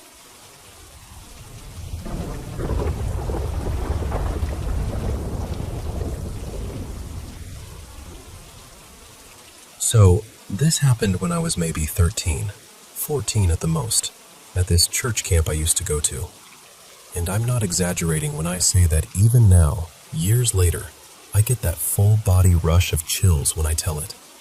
Like goosebumps in the middle of a heat wave, no joke. It was late, around 10 p.m., give or take, and me and 3 friends were messing around playing this kind of hide-and-seek tag game. There was me, Kayla, Devin, and Marco. We were walking toward the spot where we were going to start, just laughing and being loud like kids are when they're supposed to be settling down for the night. And that's when we saw it. There were these big metal dumpsters by one of the maintenance areas, like the kind you see at construction sites. And we noticed a head pop up over the edge. Just peek, like someone was watching us. Of course, we didn't do the smart thing and leave it alone. We did the teenage thing. We got all whispery and decided we were going to sneak up and catch whoever it was. So we split, 2 on one side, 2 on the other, thinking we'd box them in. Devin did this little whistle signal, like we were in some action movie, and we all moved in at the same time. We rounded the corner and nothing. No one. We even checked inside the dumpster, like actually leaned in and looked, which is disgusting when I think about it now, and it was empty. No footprints, no rustling, no sound. Just trash and darkness. And then, out of the corner of my eye, I saw movement. Someone running down the slope away from us, headed toward another cluster of cabins. It was a decent distance, maybe the length of a football field. And again, we did the teenage thing. We chased. At first it felt kind of exciting, like, oh, we caught somebody messing with us. But as we got closer to the other campsite, the vibe changed. The path narrowed and the trees got thicker, and suddenly it didn't feel like camp anymore. It felt like we weren't supposed to be there. We slowed down a little, and that's when it happened. About 10 feet in front of us, right there in the trees, a face appeared from behind a trunk. And I don't know how else to describe it except it was wrong. Not just someone in the dark, but like the darkness itself had a face. It was so unnaturally dark that it looked like it swallowed the light around it. I don't even remember us deciding to move. I just remember, all at once, we were clustered behind Marco, because he was the biggest out of us, and he had this pocket knife out, like that was going to do anything. His hand was shaking so hard I could see it. The face vanished, and we all just stood there, barely breathing. Because the tree it peeked from, listen, was thin. Not skinny, but thin enough that there's no way a full person could hide behind it. There wasn't room. There wasn't space. And then, like a second later, it popped out from a completely different tree. Not walking over, not stepping out. It was just there. Then it moved again, ran or glided or hovered. I honestly don't know. The motion didn't look human. It didn't look like feet hitting the ground. It was like something sliding through the air, low and fast. And then it disappeared behind this little sapling that was even thinner than the first one. And that was it for us. We didn't scream. We didn't talk. We just turned around and got out of there as fast as we could without tripping over ourselves. But when I tried to tell someone, I couldn't. I opened my mouth and nothing came out. Like my voice was just gone. My throat worked, my lungs worked, I could breathe, but it was like my vocal cords refused to cooperate. Like one of those nightmares where you try to scream and you can't make a sound. I stood there for what felt like forever, just shaking, trying to force words out. And it took, I swear, like 15 minutes before my voice finally came back. When it did, we found this older guy. His name was Brandon. I think he was maybe 18 or 19, and we told him everything, every detail we could remember. And he kind of did that older kid thing where he acts calm, but you can tell he's curious. Like he wanted to believe us, but he didn't want to look like he believed us. So he and a couple of his friends convinced us to go back out there and explain it again. Just show us where it happened. Tell it step by step. Even worse, he separated us, put us in different spots and had us tell it individually, like he was trying to catch someone lying. And here's what still messes with me. All four of us told the same story. Same dumpster, same running shape, same face, same trees, same movement. By that point, I was a mess. Barely talking, voice thin and shaky, arms covered in goosebumps. I remember Brandon walking with us, still skeptical but quieter now. And then, he saw it. I didn't even have to point. I saw his whole body stiffen. His face went white, like all the blood drained out at once. And whatever he saw, whatever we saw, hit him the exact same way it hit us. That terror, the instant animal panic. He whispered something like, "Nope," and we all rushed back inside, fast, clumsy, tripping over roots, not caring if we looked ridiculous. When we got back into the building, adults started crowding around us, asking what happened, telling us to sit down. And I remember one of them touching my cheek and saying, "Honey, your face is so pale you look dead." And I know how that sounds. I know it sounds like campfire story stuff. But I'm telling you, hand to my heart, something was out there that night. And every time I remember that face in the trees, I get those chills all over again.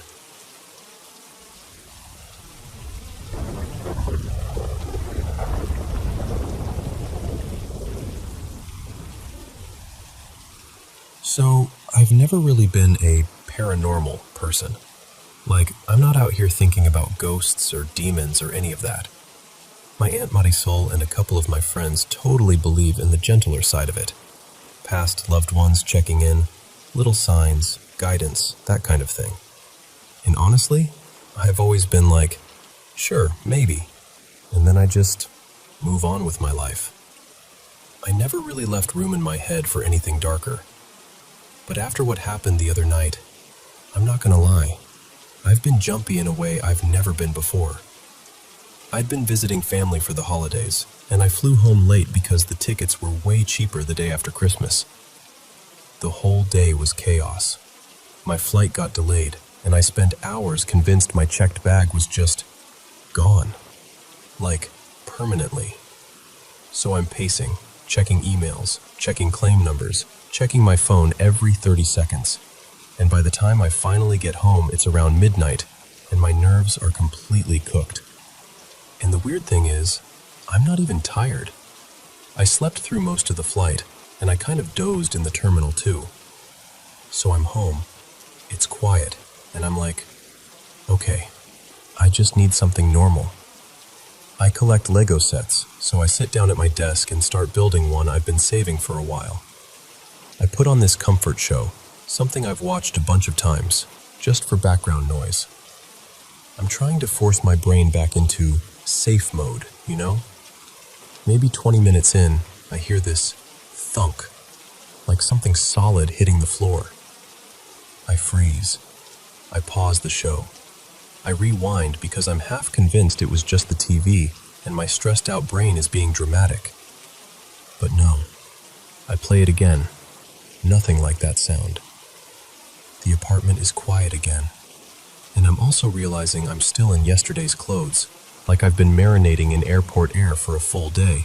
So I'm like, fine, I'll go change, and I'll check what that sound was while I'm at it. The sound came from this little laundry and storage room off the hallway, kind of where I keep extra clothes, towels, random boxes, all that. There's also a small bed in there for when someone visits. So I walk in, flip on the light, and immediately see what it was. A framed photo had slipped off its hook and fallen. It's this old picture of me with my childhood dog, Bramble, my first dog. He passed a few years ago, and I still keep that photo up because it makes me smile, even when I'm stressed. Seeing it on the floor felt sad, but not scary. Just one of those, oh no, moments. So I pick it up, straighten the hook, put it back on the wall. No big deal. I'm telling myself, it's fine. Old hook, or the door closing earlier, or whatever. And then, this is the part I hate even saying out loud, because it sounds like something out of a cheap horror scene. I'm turning slightly, like I'm about to grab clean clothes, and from the corner of my eye, I see movement near the little guest bed in the corner, low to the floor. A hand. Like an actual hand shape, pulling backward, like someone was under the bed and yanking their arm out of sight. I saw it for a split second, but it was so clear that my stomach dropped before my brain even caught up. And I didn't do the brave movie thing. I didn't investigate. I didn't call out. I didn't even think. I just ran. Full panic. Heart pounding, skin cold, the whole thing. I'm 22 years old, like an adult, and I'm sprinting down the hallway like a scared kid. I slammed my bedroom door and stood there shaking, trying to convince myself I didn't see what I saw. For 10 minutes I'm in my room just listening, holding my breath, waiting for a sound, waiting for footsteps, waiting for anything. And nothing happens, but I can't just leave it there. I can't go to sleep with that room just existing on the other side of the hallway like a question mark. So I do what a genius does when they're terrified. I grab the biggest kitchen knife I can find, and I march back down the hallway like I'm about to star in the world's saddest action movie. I flip the light on. Everything looks normal. No weird shapes, no movement, no sound. Just the bed, the shelves, the laundry hamper. Ordinary. And then I look over at the wall. The photo is on the floor again, and this time the frame is cracked. That is when I felt the fear settle in. Not like a jump scare, but like a heavy weight. Because one fall? Sure. 2 falls right after I hung it and cracked the frame? It just felt personal. Like the universe picked the one photo that could tug on my emotions and decided to knock it down twice. so I picked it up, didn't even try to fix it again, and I carried it back to my room, like it was something fragile in more ways than one. I stayed up the rest of the night, not even on my phone, not even watching anything, just listening, and nothing else happened. No footsteps, no doors, no whispering, no anything. Which almost makes it worse, because now I'm left alone with my imagination. Since then, I swear my senses are cranked up to 1,000. Every creak, every tiny settling noise, every little pop from the building. I'm hearing it all like it's right next to my ear. It's like my brain is scanning constantly now, trying to catch the next proof that something is wrong. And I keep going back and forth between two thoughts. One is, you were stressed, overtired, your eyes played a trick, and the picture hook is just loose. And the other is, okay, but then why did it feel so real? So yeah, that's where I'm at. I don't even know what I'm asking for. Maybe just someone to tell me I'm not losing it, or to give me a normal explanation that my brain can actually believe. Because right now, I'm home, but I don't feel fully settled in my own place anymore.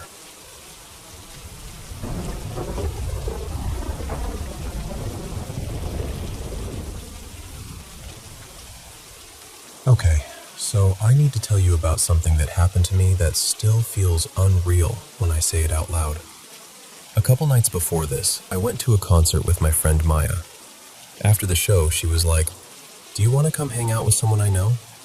And I was in that post-concert floaty mood, so I said yes. We ended up at this guy's place. His name was Eli, and it was my first time meeting him. And listen, I've always been open to spiritual stuff. Like, I grew up around people who talked about energy and intuition and all that. But I'd never actually had anything happen to me. Not like an encounter. That night with Eli felt different right away. The vibe in his apartment was intense, kind of unfamiliar, like the air was charged. We stayed up until literally almost sunrise, like 5:30 or 6 in the morning, just talking. Beliefs, energy, consciousness, spirituality. And Eli spoke like he'd been living inside that world for years. It wasn't creepy exactly, just a lot. Like I was hearing things my body recognized, but my brain hadn't caught up to yet. I ended up staying an extra day, and when I finally went home, it was late. I was in the Uber, headphones in, staring out the window like you do, half asleep. And at one point I closed my eyes and it was like, this sounds dramatic, but it was like I almost started getting these little flashes. Not a dream, not imagination, more like images arriving. The clearest one was a train, like the front of it, and railway tracks stretching out. It wasn't scary, just weirdly vivid. I remember opening my eyes and being like, huh, and then brushing it off. But then I got home. And this was my first night back in my own bed after all of that. So I'm lying there, drifting towards sleep. You know that moment where your thoughts are starting to dissolve and everything gets soft and heavy? And then, suddenly, I see this blue light. Like, not a glow from outside, not a reflection, not a car headlight. It was right there, super close to me. It was rising in the air above my pillow, maybe like a foot above it. And it had this clean, electric kind of blue. Not harsh, more like living. I sat up fast because I was like, no, absolutely not. I'm imagining this. But it didn't go away. And then, for some reason, I reached out. Like my body decided before I could talk myself out of it. I reached out and touched it, and it responded. That's the part that still gets me. It moved in the air where my hand was, like it was aware of my touch. And it started changing shape. It would stretch into one form, then fold into another, like it was playing or communicating. It slowly rose higher while I kept following it with my hand, kind of tracing it in the air. And I remember feeling this mixture of fascination and, I should be panicking right now. Eventually it faded, like it thinned out, and I exhaled like, okay, it's done. But then I stood up and saw it again.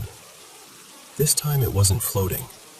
It looked like the remaining glow had kind of stuck itself to the wall above my bed, like it had anchored there, just sitting, quiet, present.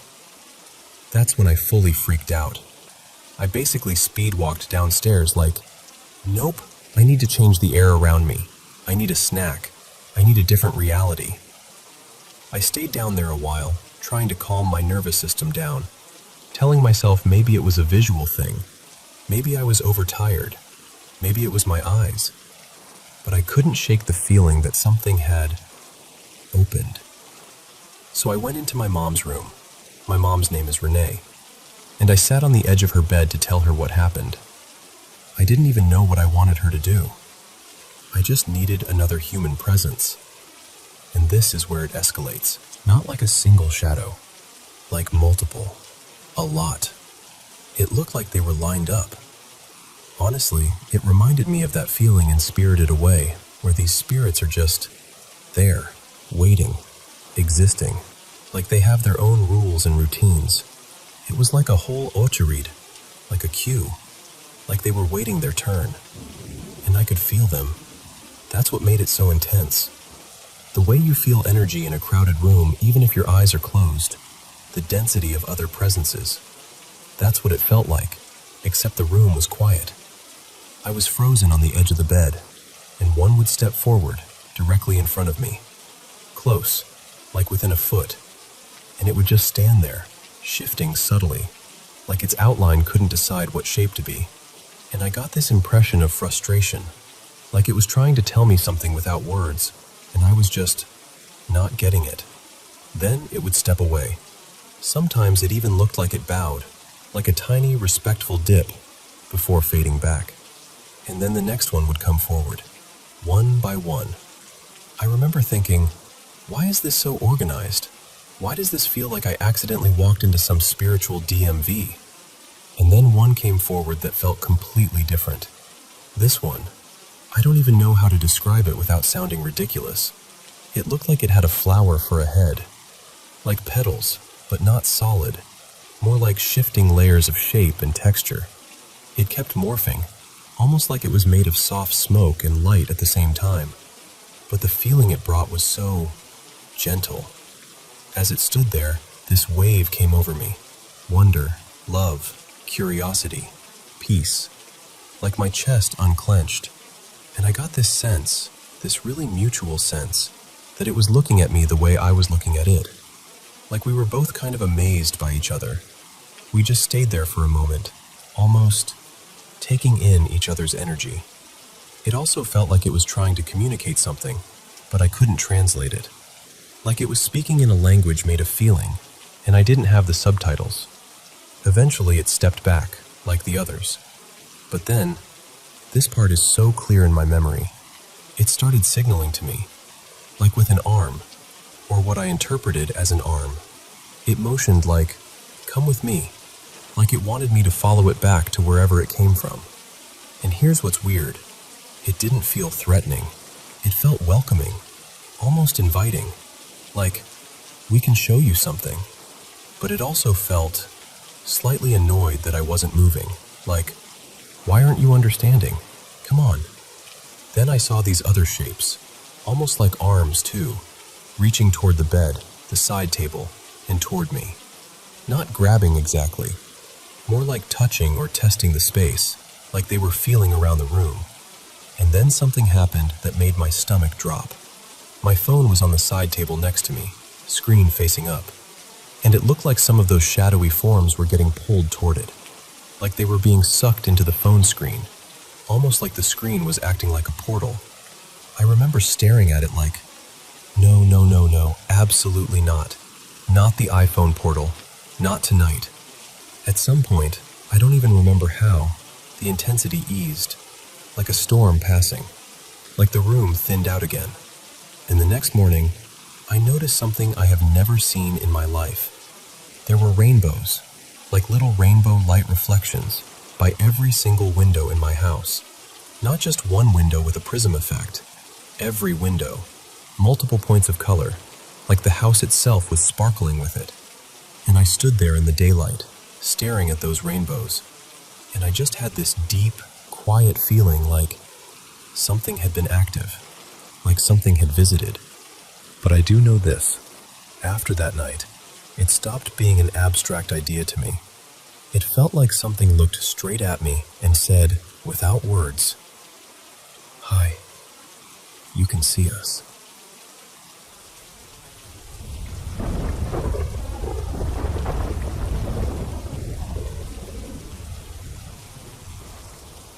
So, there are 2 times in my life where I've wanted an explanation so badly, it almost felt like an itch under my skin. Because I'm the kind of person who needs things to make sense. I've always leaned on science, logic, evidence. And honestly, that's part of why these memories won't leave me alone. Because the most unscientific thing I could do would be to pretend it didn't happen. Like my own senses don't count as data just because the why never showed up. And yeah, on the surface, someone could shrug and say, ghosts. Easy label. But what makes it harder to dismiss is that the person I lived with at the time, my roommate, Marcus, saw them too.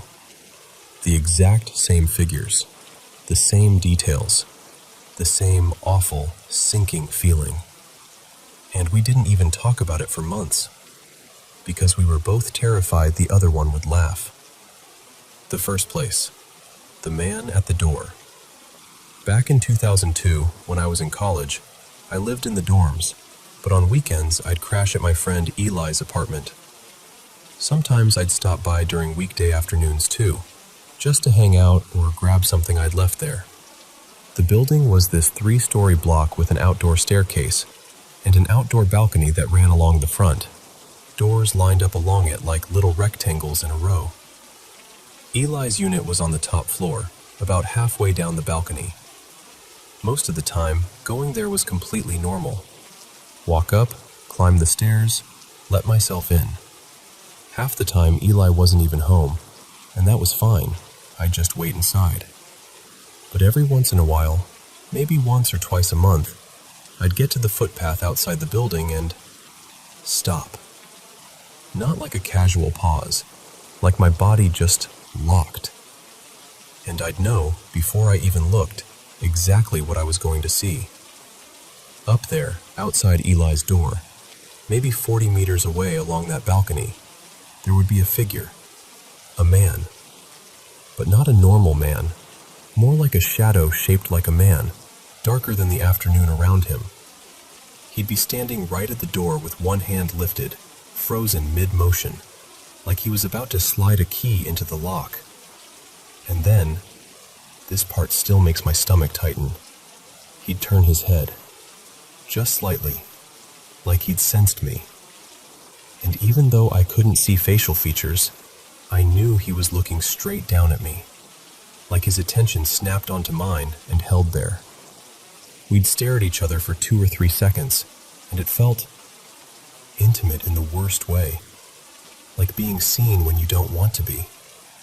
Then he'd turn back toward the door, and instead of opening it, he'd just pass through it, like the door wasn't even there. The first few times, I did what I always do. I tried to solve it. Okay, shadows, tree branches, weird lighting, optical illusion.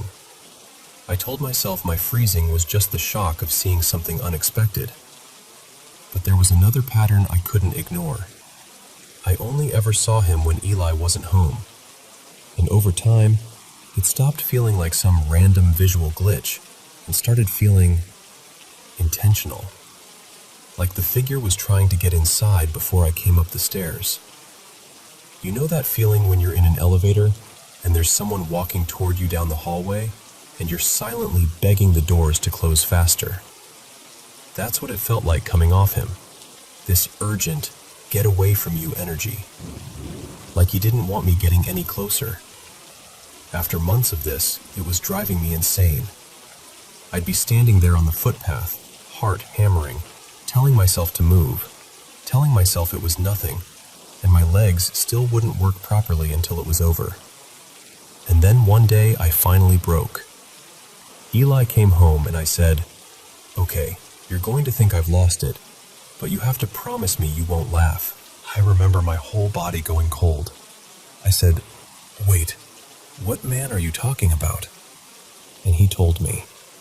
When he'd pull into the car park and come around the corner, he'd sometimes see a man standing outside his apartment door.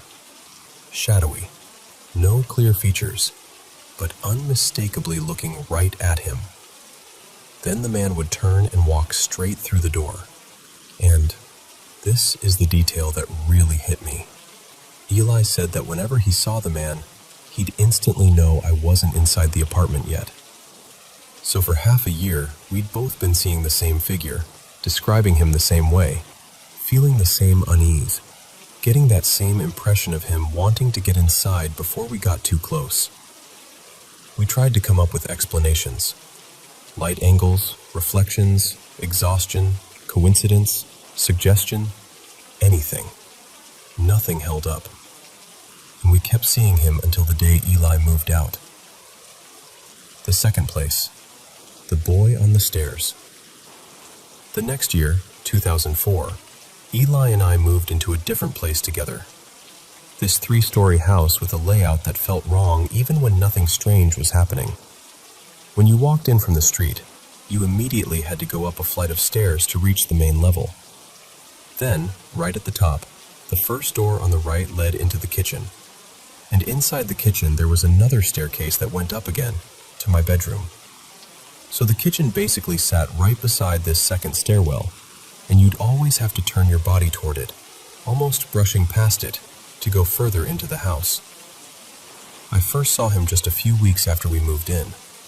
I'd gotten home in the evening, came in the front door, walked up the first flight of stairs, and turned right into the kitchen. And out of the corner of my eye, right there on the next flight of stairs, I saw a boy sitting on the steps. And it wasn't like the shadow man. This wasn't vague. This wasn't maybe. I could see him. He looked around 9 years old. Blonde hair, a red and white striped shirt, khaki shorts, bare feet. He was perched on the step like he'd been waiting, leaning forward slightly, smiling like he was amused to see me. And the worst part was how real he seemed. Not foggy, not translucent, not eerie in a movie way. Just a boy, looking at me through the banister rails. I startled so hard I almost stumbled. And when I turned my head to look directly at him, there was nobody there. This didn't happen every day. More like once a month. Always evenings. Always when I was turning into that kitchen. But every single time it happened, it scared the hell out of me. Not because he did anything. He never moved toward me, never spoke, never changed expression. But because my brain could not reconcile how vivid he was with how empty the stairs became the second I looked straight at him. And again, I kept it to myself. Because what do you even say? Hey, just so you know, there's a smiling child that appears on the stairs sometimes. No thanks. Until the day Eli and I got home at the same time. I walked in ahead of him, went up the first flight, and turned right into the kitchen. I saw the boy. I jumped, same as always. And Eli, right behind me, went, "Why did you just jump?" I tried to play it off. I sat at the kitchen table and said something vague like, "It's nothing. It's just, sometimes." And he cut in immediately, like he'd been waiting for me to finally say it. "You see the boy on the stairs?" I just stared at him, and I asked him to describe the boy. 9-ish, blonde hair, red and white striped shirt, big smile. Exactly what I saw. We lived there for 2 years, and I kept seeing him. And I want to be really clear. I didn't want to. I tried to science it away. I removed anything reflective from the kitchen. I changed the lighting. I even put a brighter light directly over the spot to kill any shadows or weird angles. none of it mattered. And honestly, if Eli hadn't been right behind me that night, if he hadn't heard the fear in my reaction, I think I would have carried that one alone too. Because I still don't have an explanation. Just two places, two figures, and the uncomfortable fact that the evidence includes more than just me.